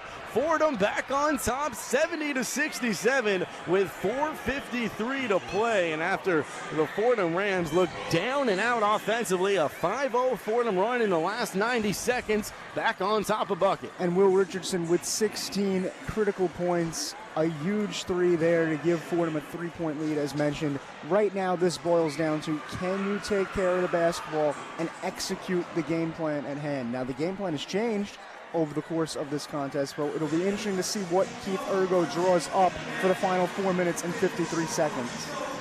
As you said, 4:53 to play, and foul trouble becoming a bit of an issue, Colin. Kyle Rose on the bench with 4 fouls. Jaffe Medor also with 4 fouls. And Colin, we got about 5 minutes of basketball left in regulation, a quarter of the second half. And 2 senior guards for the Fordham Rams can't allow any fouls. And they're going to have to get creative as far as how do you defend aggressively without being so aggressive that you foul. Do you go bigger in an effort to just create more surface area or take up more surface area, for lack of a better word. I would not be surprised if we saw a little bit of Yole Akuovo to give Abdou Simbila a breather at some point down the stretch here. That's not saying that he'll be in for the entirety of these last 4 minutes and change, but just to give it a different look, I think what Yole was able to do against North Texas is an example of what you might need here. You're not asking to put up 10 points. What you ask Yole Akuovo to do is, can you give me 2 to 3 minutes of absolute chaos under the basket? And against a team like Central Connecticut State that is now most definitely in their own head, that could be exactly what the doctor ordered. And with the absence of Josh Rivera, it's really been Ramad Dean helping out to fill those minutes alongside Elijah Gray. But one name they haven't turned to all that much today is Yole Akuovo. And a part of that is Abdou Simbila able to avoid foul trouble for the first time in quite a while. He's only got one, but it is interesting to think about. If Yole Akuovo could get some clutch minutes down the stretch, running a little bit of that tandem front court with Abdou Simbila. And it's understandable why Fordham turned to Dean in this game. Without Rivera, they knew they were going to have to replace the scoring that he provides somehow. Dean has done that to the best of his ability given the minutes he's had. 16 minutes in this ball game, 6 points, 2 of 3 from behind the arc. That's essentially what you were looking for. He wasn't necessarily going to replace what Rivera brings to the table, but he had to complement other players like Medor and Richardson, who have been really good offensively this afternoon. So back underway at Rose Hill Gym. Fordham on top by 3. Here's Kalen Amos, top of the key. He'll rise and he'll pull up from 10 feet. Couple steps, couple dribbles, and a mid-range J. And just like that, Central Connecticut back within 1, 70-69. Will Richardson, top of the key. He chest passes it over to Zach Riley. Now Antrell Charlton, right arc, bounce pass down low to Abdou. Abdou will rise, he can't hit, but Dean pokes it out to Antrell Charlton. They're fighting for the rebound. Abdou Simbila will come down with it in a heroic fashion on the dive, and he'll find Zach Riley. 4:15 to play, and Antrell Charlton will have it and compose the offense at the top of the circle. 70-69, 4:08 to play. Ramad Dean on the 8-10 logo, and he took a step before he took a dribble. An untimely turnover for Ramad Dean, and going back Central Connecticut's way, trailing by just 1, 4:06 to play. Attention to detail, so important in late game situations. Ramad Dean, still a young player, only a sophomore, but that cannot afford to happen. So Jordan Jones will now walk it up on Zach Riley, the New Zealander. Jordan Jones crosses over once again, now reaches the timeline. Zach Riley harassed him a bit. Alan Jean Rose offers the screen, and it'll be the foul on the floor. Jordan Jones, a couple of dribbles, and drew this one on the floor. It looks like that will take us to our under 4, Colin. Fordham on top, 70-69 over Central Connecticut. Central Connecticut draws the contact on the floor. They'll have the basketball when we come back. And really now, if you are Fordham, you're looking to just play a smart game. That's easier said than done given the type of affair this has been, where there hasn't been a trend that we can look at and go, just do that. When it appeared as though there was a trend, being the three-point shooting, Fordham leaned into it. They shot a lot of threes to start the second half. It didn't necessarily work in their favor.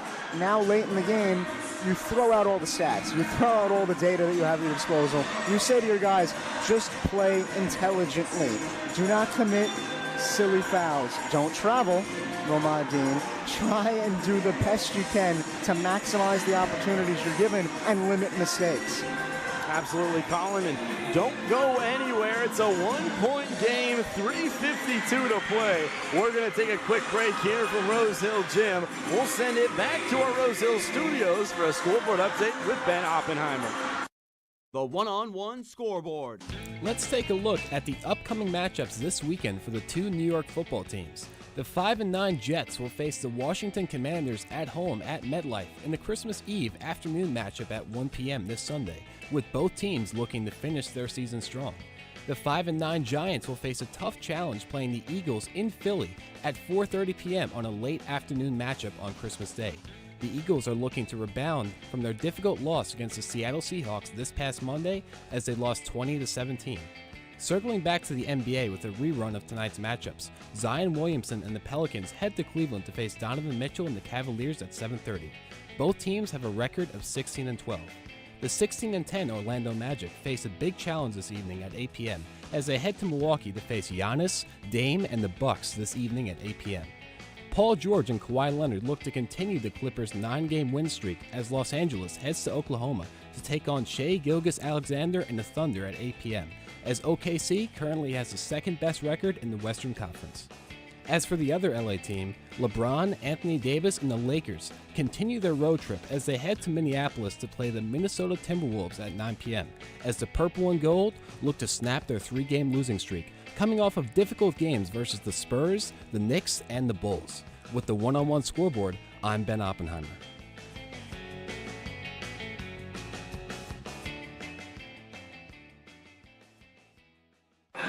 Welcome back inside Rose Hill Gym. 3:52 to play between your Fordham Rams and the Central Connecticut State Blue Devils, who stand at just 3-7. Your Fordham Rams at 5-6. They're going to bounce back after that loss at the Garden to St. John's.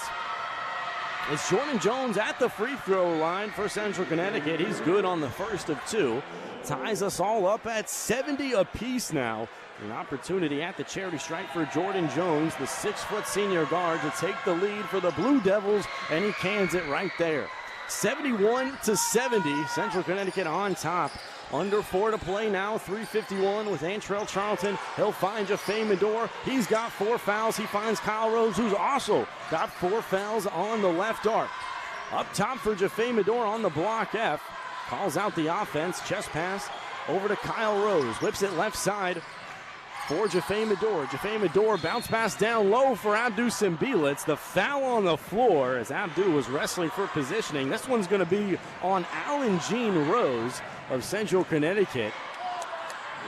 And that one will be the final non-bonus foul call, as this will just be the baseline inbound, but for the final 3.5, call it each foul on either side. That's going to be free throws. So Will Richardson, the baseline inbound, he'll bounce it in to Jaffe Medor, caught in the left-hand corner with Jordan Jones on him. The dribble drive on the baseline, and a tough finish from the left window. Fordham back on top, 72-71, 3:20 to play. And Devontae Sweatman, Jordan Jones, and Jaffe Medor all got tangled up. No foul call. Medor with a workman-like finish at the hoop. Only 6 foot, 165 pounds. It takes a lot of energy to get up that high and finish amongst the trees the way that he did. An important basket. They all are at this stage in the game. To say the very least. Colin, 3:15 left in regulation. 72-71 Fordham. Here's Jordan Jones on the Fordham Ram logo, getting harassed by Kyle Rose. He dribbles waist high with the right hand. Kyle Rose the pressure. Angles to the right arc. Will Richardson switches on to him, and he pokes it free. Will Richardson, the steal out of the hands of Jordan Jones. He outlets it ahead to Jaffe Medor. Medor, he'll walk it up, the burst of speed, and he can't hit the lay. Swatted away by Kellen Amos, and in transition, the scoop lay there for Jordan Jones. 73-72 Central Connecticut. Man, oh man, back-to-back turnovers. Jaffe Medor has it. Caught in the left corner now, hesitates, drops it down low for Antrell Charlton. Charlton back to Medor, and Medor is called. What's the call here? The offensive 3 seconds. It's a Fordham Ram turnover with 2.5 to play, and Keith Thurgood cannot believe it. 73-72 Central Connecticut with the ball. The Blue Devils can most certainly smell blood at this juncture of the ball game. Jordan Jones up to 14 points on the day now. Jones ahead to Jaden Brown, running that point center. Flips it back to Jordan Jones. Outside on the left arc. It's Jaffe Medor applying the pressure. 2:19 and ticking. Central Connecticut a 1-point lead in the ball. Jordan Jones back up top for Brown. The 15-foot jumper is good. 75-72 on the 15-footer, and Central Connecticut up a bucket. Jordan Jones with precise penetration, spun Abdu Simbila like a dreidel in the paint before kicking it out. 2 minutes to play. It's Jaffe Medor outside on the left arc. Whips it over to Kyle Rose, top of the key three, just a bit short there. But the Antrell Charlton rebound to Richardson on the second try. He can't hit the triple, but Kyle Rose earns a third opportunity. And he will get fouled on the floor. And with the Fordham Rams in the bonus, it'll be a 1-and-1 for Kyle Rose. Colin, unbelievable stuff here. 1:46 to play. Kyle Rose will have an opportunity Just a 45%er from the charity stripe. A 1-1 now for the Fordham Rams, trailing by 3. And now everyone's going to pay attention to free throws. Free throws matter over the course of a game, especially late in the ball game, but always important to knock And down. Rose, no good, off the back of the heel. It's out of bounds, and last touch, Central Connecticut. They can't believe the call, and the referees will head to the monitor. Kyle Rose, in a clutch spot, just missed the front end of the 1-1. He was wrestling for the rebound with Central Connecticut State. The call on the 4 is last touch Blue Devils, meaning the Fordham Rams would have another opportunity on the offensive side, but our referees will regroup at the far side monitor. Colin, the Fordham Rams need this basketball. It's 75-72 Central Connecticut, under 2 minutes to play. And Fordham 10 of 13 from the charity stripe. If they had made those 3 free throws, we'd have a tie ball game. On the flip side of things, Central Connecticut State 21 of 25 from the free throw line. It's such a small aspect of the game, but those small aspects add up when you get towards these late game situations. And I hate to single him out, but Kyle Rose is the sole Ram to miss a free throw today. Keith Urgo told us yesterday during our coaches sound that's one of the biggest improvements he's seen throughout this lineup. We saw Josh Rivera picking it up, Elijah Gray a step in the right direction pretty much throughout the lineup. Even Jaffe Medor took a step in the right direction free throws wise, and the Fordham Rams are 10 of 13 from the free throw line, which is usually a number you'll take, but it's been 3 clutch misses, out of the right hand of Kyle Rose from the free throw line, and that's a guy in his last year of eligibility. It's tough to see him struggle in this manner. And in all honesty, it's an aspect of the game they're going to have to be perfect at, if not almost perfect at, once A-10 play comes. It is a deep conference. You have teams like LaSalle, Duquesne, Dayton, Rhode Island that can beat you in different ways. It's not just a one-size-fits-all conference. Fordham hasn't truly found their offensive identity. There's days where they're great from behind the three-point arc. There's days where they're better at driving towards the paint and finishing with the tall trees. But the one thing that's going to have to remain constant for them, given how good the A-10 is they'll have to make their free throws. And it's a pretty interesting scene here at Rose Hill. Our refs are still at the monitor. It was 2 referees looking at it, and then they waved over, asked for the third opinion from the far sideline referee. So they really cannot figure this one out. They're well aware that this is a high leverage spot, and they'll say it is Central Connecticut basketball. Last touch by the Fordham Rams. It'll be the defensive baseline inbound for Central Connecticut. Oh, pardon me. The call stands. And the ball is with the Fordham Rams. My apologies, the ball is with the Fordham Rams. I repeat, it's Fordham basketball, but out of the timeout, Will Richardson immediately commits the turnover into the hands of Jordan Rhodes. And Jordan Jones now at the top of the key, bounces high post for Jaden Brown. 90 seconds to play, 75-72, Central Connecticut, the lead and the ball. It's Jordan Jones at the top of the circle, hesitates, pulls back, and the cans the J. A clutch shot there for Jordan Jones from 18 feet. It's a 77-72 lead for Central Connecticut, and Fordham wants the timeout. Will Richardson crosses the timeline, and both sides will head to the huddle now. It's a 5-point lead for Central Connecticut. Colin, just a minute 12 to play. Jordan Jones, what a gamer, man. I mean, he's come out of nowhere in this ball game. 16 points now on a 5 of 12 clip from the field. Exactly what the doctor ordered for Central Connecticut State. It couldn't just be Amos all game long. Jordan Jones had 0 points at halftime in this ball game. All 16 of his points have come in this second half. He's turned on the Jets when his team has needed it most. And Colin, it's been a theme throughout Fordham fans who have been in my Twitter DMs all over social media saying that the Fordham Rams are a team that rises to their competition and also falls when they play poor competition, falling at NJIT. And now it looks like they're destined for a loss here at home at the hands of Central Connecticut. They trail by 2 possessions, 77-72, trailing by 5, a minute 10 to play. Here's Jaffe Medor, top of the key. Fordham Rams looking to pull off now the impossible with just a minute to play. Will Richardson, top of the key, takes the Elijah Gray screen, angles to the left arc. He's around and just short on the 3-point shot, but the loose ball foul called on Jordan Jones. And it looks like Antrell Charlton, or pardon me, Abdou Simbila should be the name, heading to the free throw line. 56 seconds left on the game clock. Central Connecticut leads by 5. It will be the 1-and-1 for Abdou. Fordham right to look for a three-point attempt on that possession, though. You want to make up as much ground as you can before this becomes a foul and free throw sort of game. 56.1 left in regulation. Abdou Simbila stands at the free throw line, where he's 6 of 6 on the day. He's got 10 points and 9 boards, certainly on double-double watch, something he's made quite the routine of here in 2023. But the Fordham Rams need 2 here out of the right hand of Abdou. He rises on the front end of the 1-and-1, and he is good. 77-73 Central Connecticut. Abdou will have one more opportunity from the free throw line. Antrell Charlton will check on. Jaffe Medor will check off with those 4 fouls.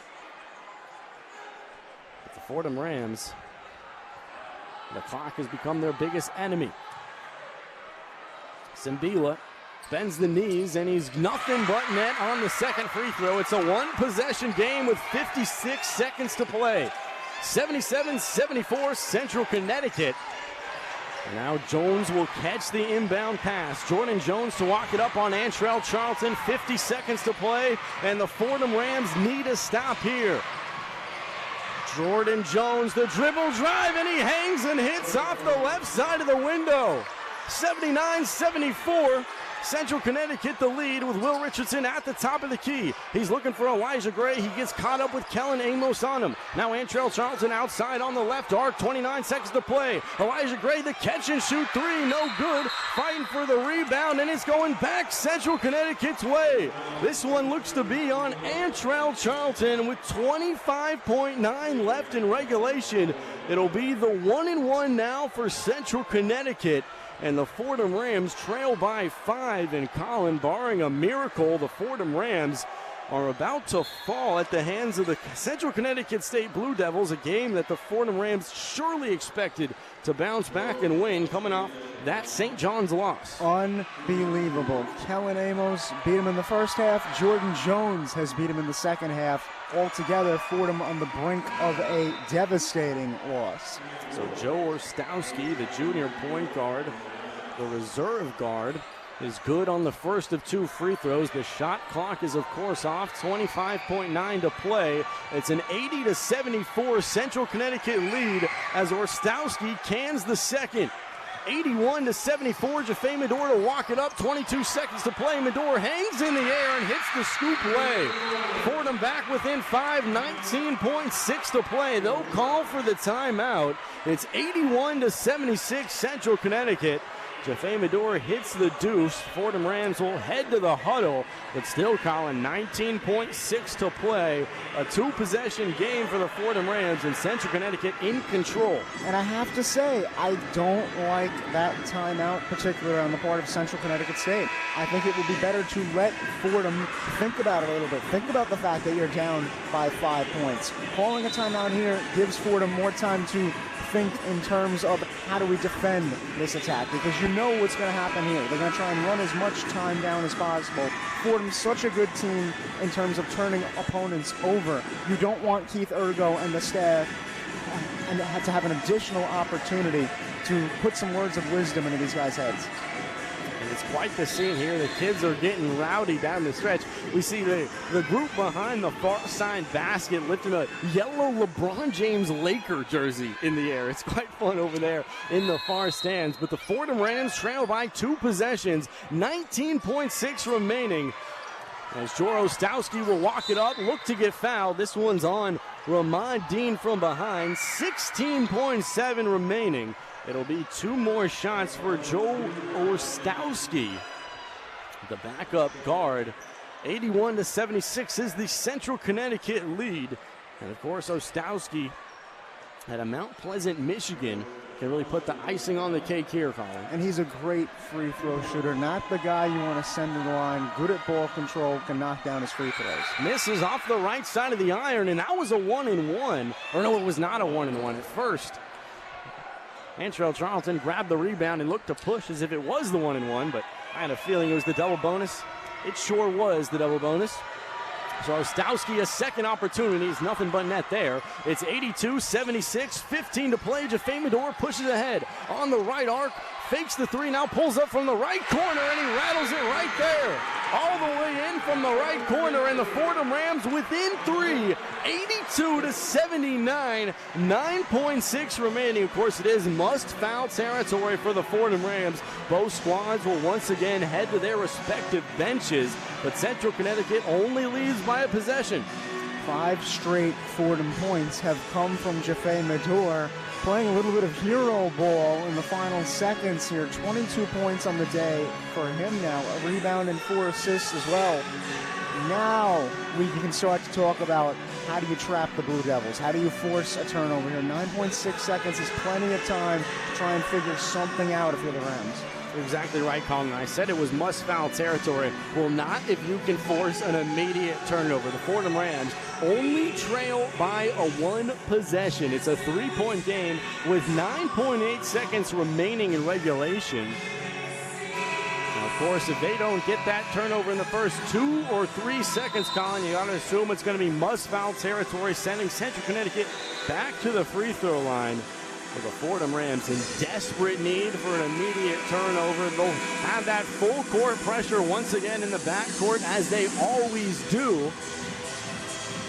And it's worked out quite a bit in that first half. Haven't had the same success here late. And they'll try it out. I'm a touch surprised that Zach Riley's not checking into this ballgame. Not because of his size advantage. He doesn't have a size advantage, but his quickness could have been useful in this type of situation.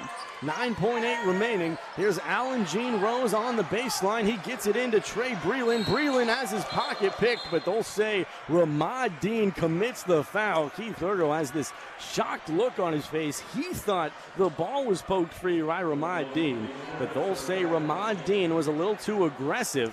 And now Trey Breland, the 6th man, will have 2 free throws with 7.9 to play here from Rose Hill. It's an 82-79 Central Connecticut lead. And Trey Breland, the 75%er.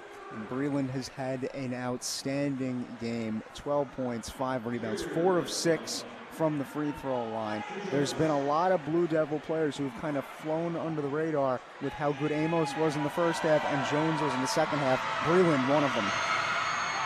Off the left side of the iron. And once again, Antrell Charlton tried to push up the court, but it is not a 1-and-1 there. So 7.9, there'll be one more free throw for Trey Breland. And he tricked me on the first one. He wasn't going to trick me on the second one. So Breland, no good off the left side of the iron. The Fordham Rams will have an opportunity. 4 seconds for Jaffe Medor, and they'll foul him on the floor. And the crowd goes crazy because Jaffe Medor hit a right corner 3 well after the shot was called. The foul was called, pardon me. And the Fordham Rams, it's just a 1-and-1. It's not 2 shots here. And with 3.3 seconds remaining, Jaffe Medor will head to the free throw line. Colin, this is a make the first, miss the second intentionally situation. I don't think we've seen that this season from Fordham. It'll be interesting to see how Medor decides to chuck it off the rim, so to speak. So Medor trails by 3 now, deeply bends the knees, rises on the front end of the 1-and-1, and he's nothing but net.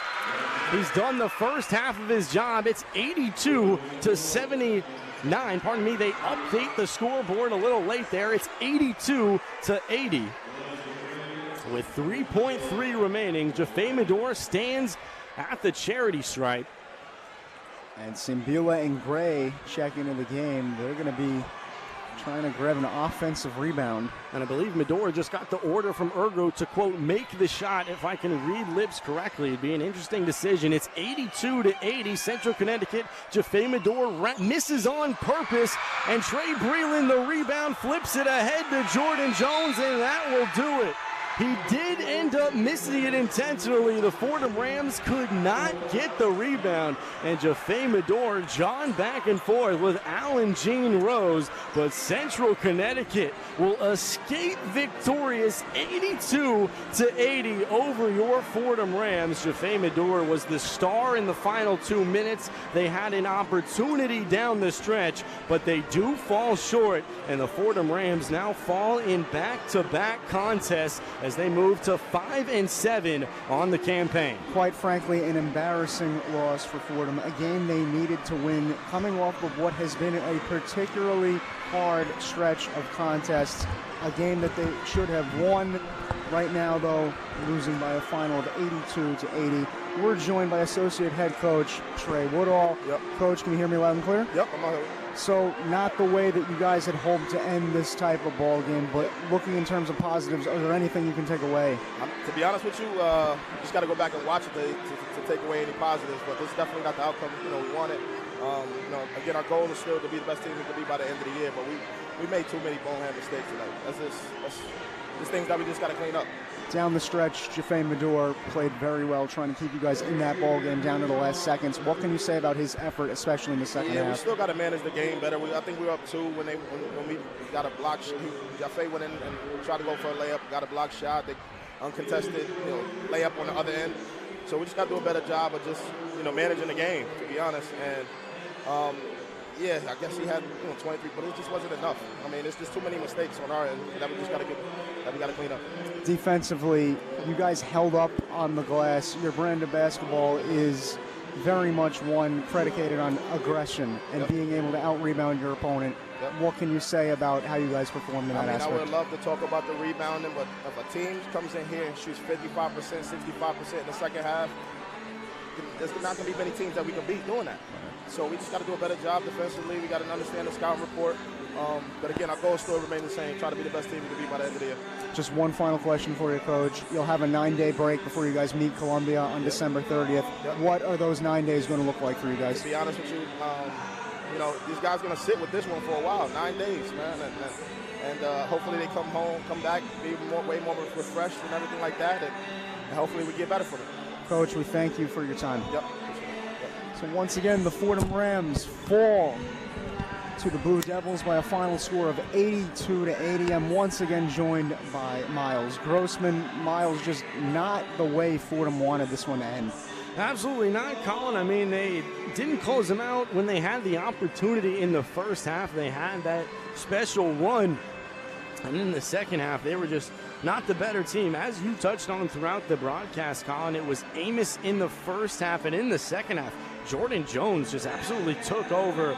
A couple of special offensive performances for Central Connecticut out of Jordan Jones, and of course, out of the previous Ram killer in Kellen Amos. And really, the defensive woes continue for the Fordham Rams. A couple of missed free throws down the stretch out of Kyle Rose.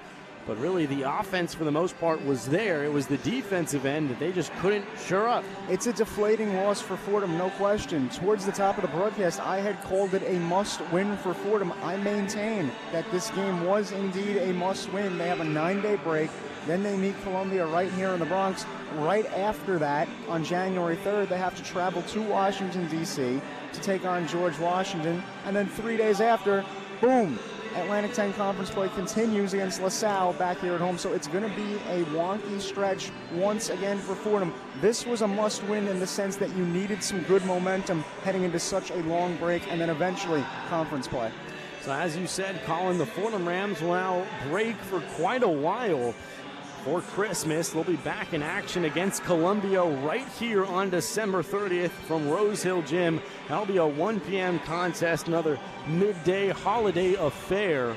But Colin, never, to say the least, I mean, this one was one of the more disappointing losses we've witnessed. Of course, I think that NJIT loss is in this category, but that one provided a bit of a reality check. And then coming off a few weeks ago, having an NJIT loss, you don't think it's going to happen again. But it does today. The Fordham Rams fall at the hands of Central Connecticut 82-80. And they now fall on the season to 5-7 on the campaign in year 2 of the Keith Urgo era. On the other side for Central Connecticut, they move to 4-7, and after dropping 3 out of their last 4, they come into the Bronx and upset the Fordham Rams. But Colin, that should do it from us. A disappointing loss for the Fordham Rams as they've now fallen in back-to-back games. As we said, 8 days off before the December 30th matchup with Columbia. That'll be me and you, Colin, so we hope you can join us wherever you might be listening, 90.7 or on YouTube Live.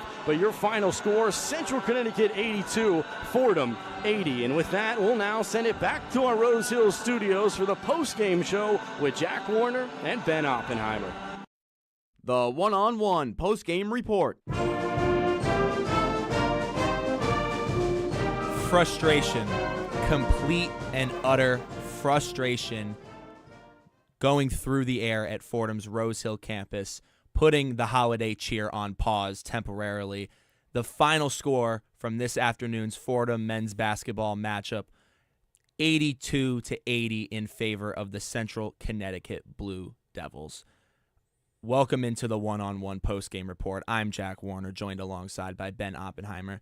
Ben, around halfway through this second half of play, I got very confident. You watched this Fordham team force 4 consecutive backcourt turnovers to help supplement a 7-0 run, putting them up 5 points. In fact, at its best, it got up to 8 points. A nice cushion, some dominant basketball, very in-your-face defense, not even letting them cross the half-court line in 4 consecutive possessions. I don't know how we reached this point in a game like that, but I think I know where to start in getting there. Central Connecticut State University this afternoon, 27 points off Fordham turnovers, 36 points in the paint, and 15 second chance points. It seems as though, like we mentioned how surprised we were, or I guess pleasantly surprised we were, at the shooting performance in the first half, we thought, wow, this has become a very offensive game. It seems as though in a very offensive game, Fordham forgot what they've done best to this point, and that is being a defensive team. And it ultimately costed them yet another game on home turf, or home wood, excuse me, and they have now lost 3 of their last 4 games. Well, Jack, you can only fight fire with fire for so long until it's going to burn you. And Fordham got burned this afternoon. They tried to keep up with the unusually high pace of Central Connecticut, and they were making threes at a great percentage in the first half, 57%. 54%, 57% overall from the field, and they were ahead by 2 points, and they thought that they could just go back and forth and just have a shootout, essentially, between the two teams, draining shots from deep, moving the ball, and they were doing that, but they were sacrificing themselves on the other end. They were not putting all the effort there defensively, and so they paid for that. They paid for forgetting who they were as an identity, and I think that's because a theme that we've seen this season and last season somewhat is, Miles said it best, is that Fordham rises to the competition. But then when they play worse teams, they lower themselves to that level, and they play like the other team does. And so in this game, Fordham is known for being a defensive-minded team, and instead, for this game, they thought that they could become an offensive juggernaut, which only lasted in the first half, and then it ran out in the second half, and then that's when they got burned. I mean, after this loss, Fordham now drops to 5-7, so they're now 2 games below 500. They've struggled to stay above 500. I think they've only been above 500 once to open up this season. It was 1 game. 2 games under 500, uncharacteristic for a Keith Urgo-led basketball team. Case in point. But what I find so frustrating as we are now 12 games through this season, is besides St. John's, there are 7 losses to work with. Take away the St. John's game, which I think start to finish, St. John's was the quicker team, the more powerful team, the more prepared team. Yeah. There are 6 other losses on this schedule, and I would go as far as saying not one of them have I felt that this Fordham team was blatantly overpowered by their opponent. Absolutely. I mean, look at the game versus Cornell at home. That was expected to be a win. Losing at home versus an Ivy, that wasn't really... 20 turnovers in that game. Yeah. And then the Tulane game, a top 100 team, they had the lead. They were up by 10 at a point in that game, and they blew that. And then how can you forget the NJIT game where it was just, I didn't even know what I was watching, where it was similar to this game in a way that they thought they could just get away with being complacent throughout the game with, making a high percentage of shots, but they weren't focusing on controlling the ball, limiting turnovers. And in that game, they blew their lead. And in this game, the lead that they had in that second half, that short run where they temporarily remembered their identity as a defensive center team, they blew that. They blew that momentum because they didn't keep composure and they didn't keep control of the ball. And now we're here, and I think as the assistant coach said, I think this is going to stay with these guys for a while over this break because this is not where they want to be at all whatsoever heading into conference play. Even though last season's non-conference schedule was one of the easiest in the country, they had a great record showing that they could beat those not so good teams. They had, I believe it was an 8-1 record or 9-1 in non-conference play last season. And now in non-conference play this year, with the exception of St. John's, who is a solid program with an incredible coach, obviously, as you said, Jack, all of these losses, besides the St. John's game, could have been winnable games.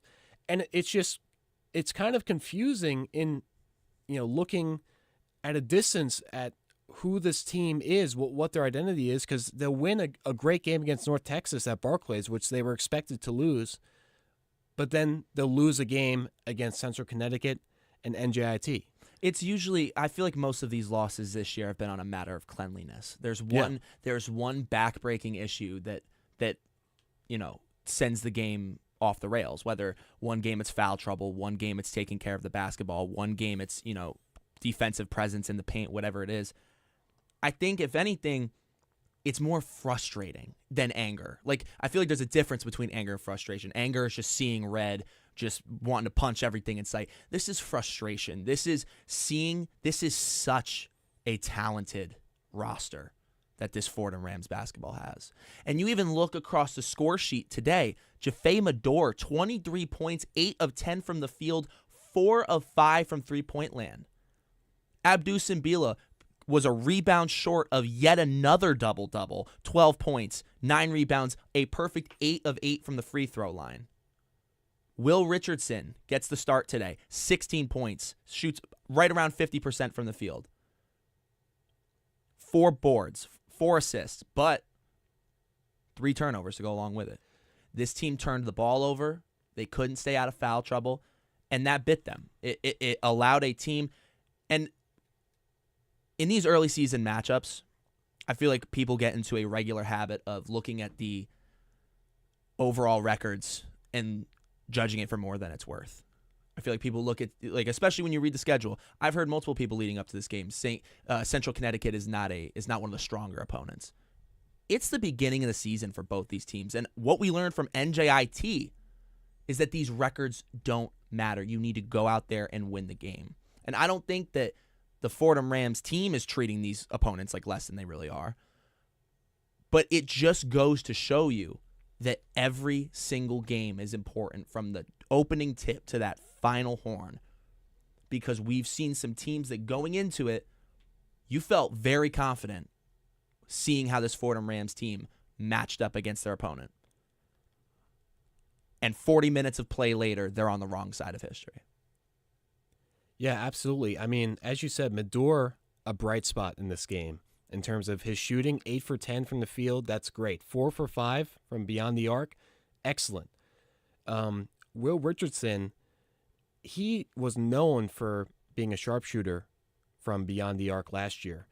And unfortunately, maybe it's something with his shot or his shot mechanics. He's just really struggling from deep.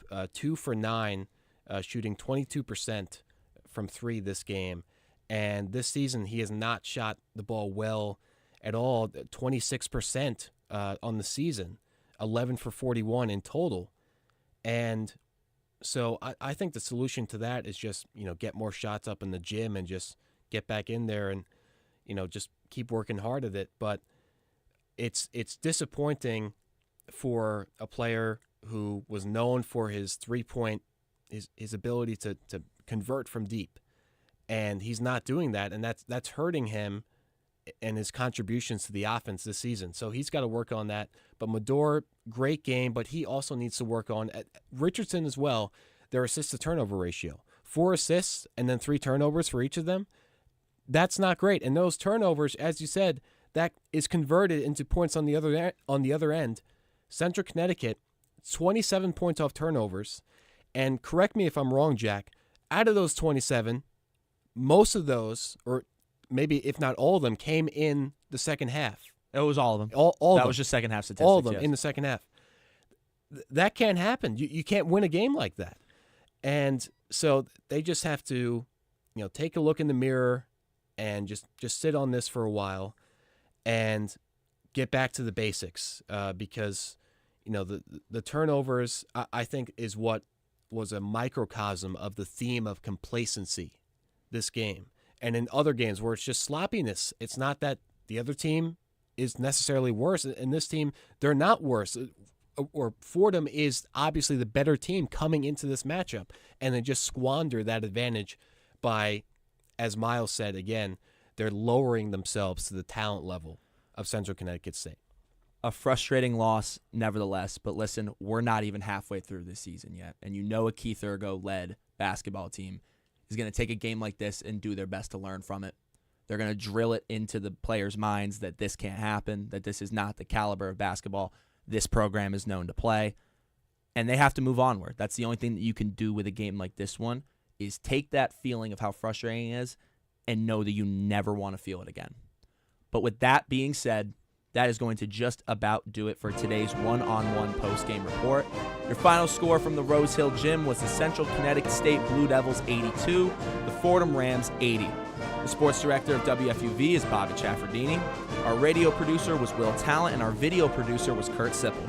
Special thanks to our fantastic broadcasters, Miles Grossman and Colin Loughran, who had the call this afternoon. Your Fordham Rams will be back in action on the Rose Hill Hardwood Saturday, December 30th at 1 p.m. when they battle a fellow Big Apple foe in the Columbia University Lions. Until next time, for Ben Oppenheimer on Updates, I'm Jack Warner saying so long. We'll see you next time and have a very Merry Christmas. Fordham Men's Basketball is a production of WFUV Sports.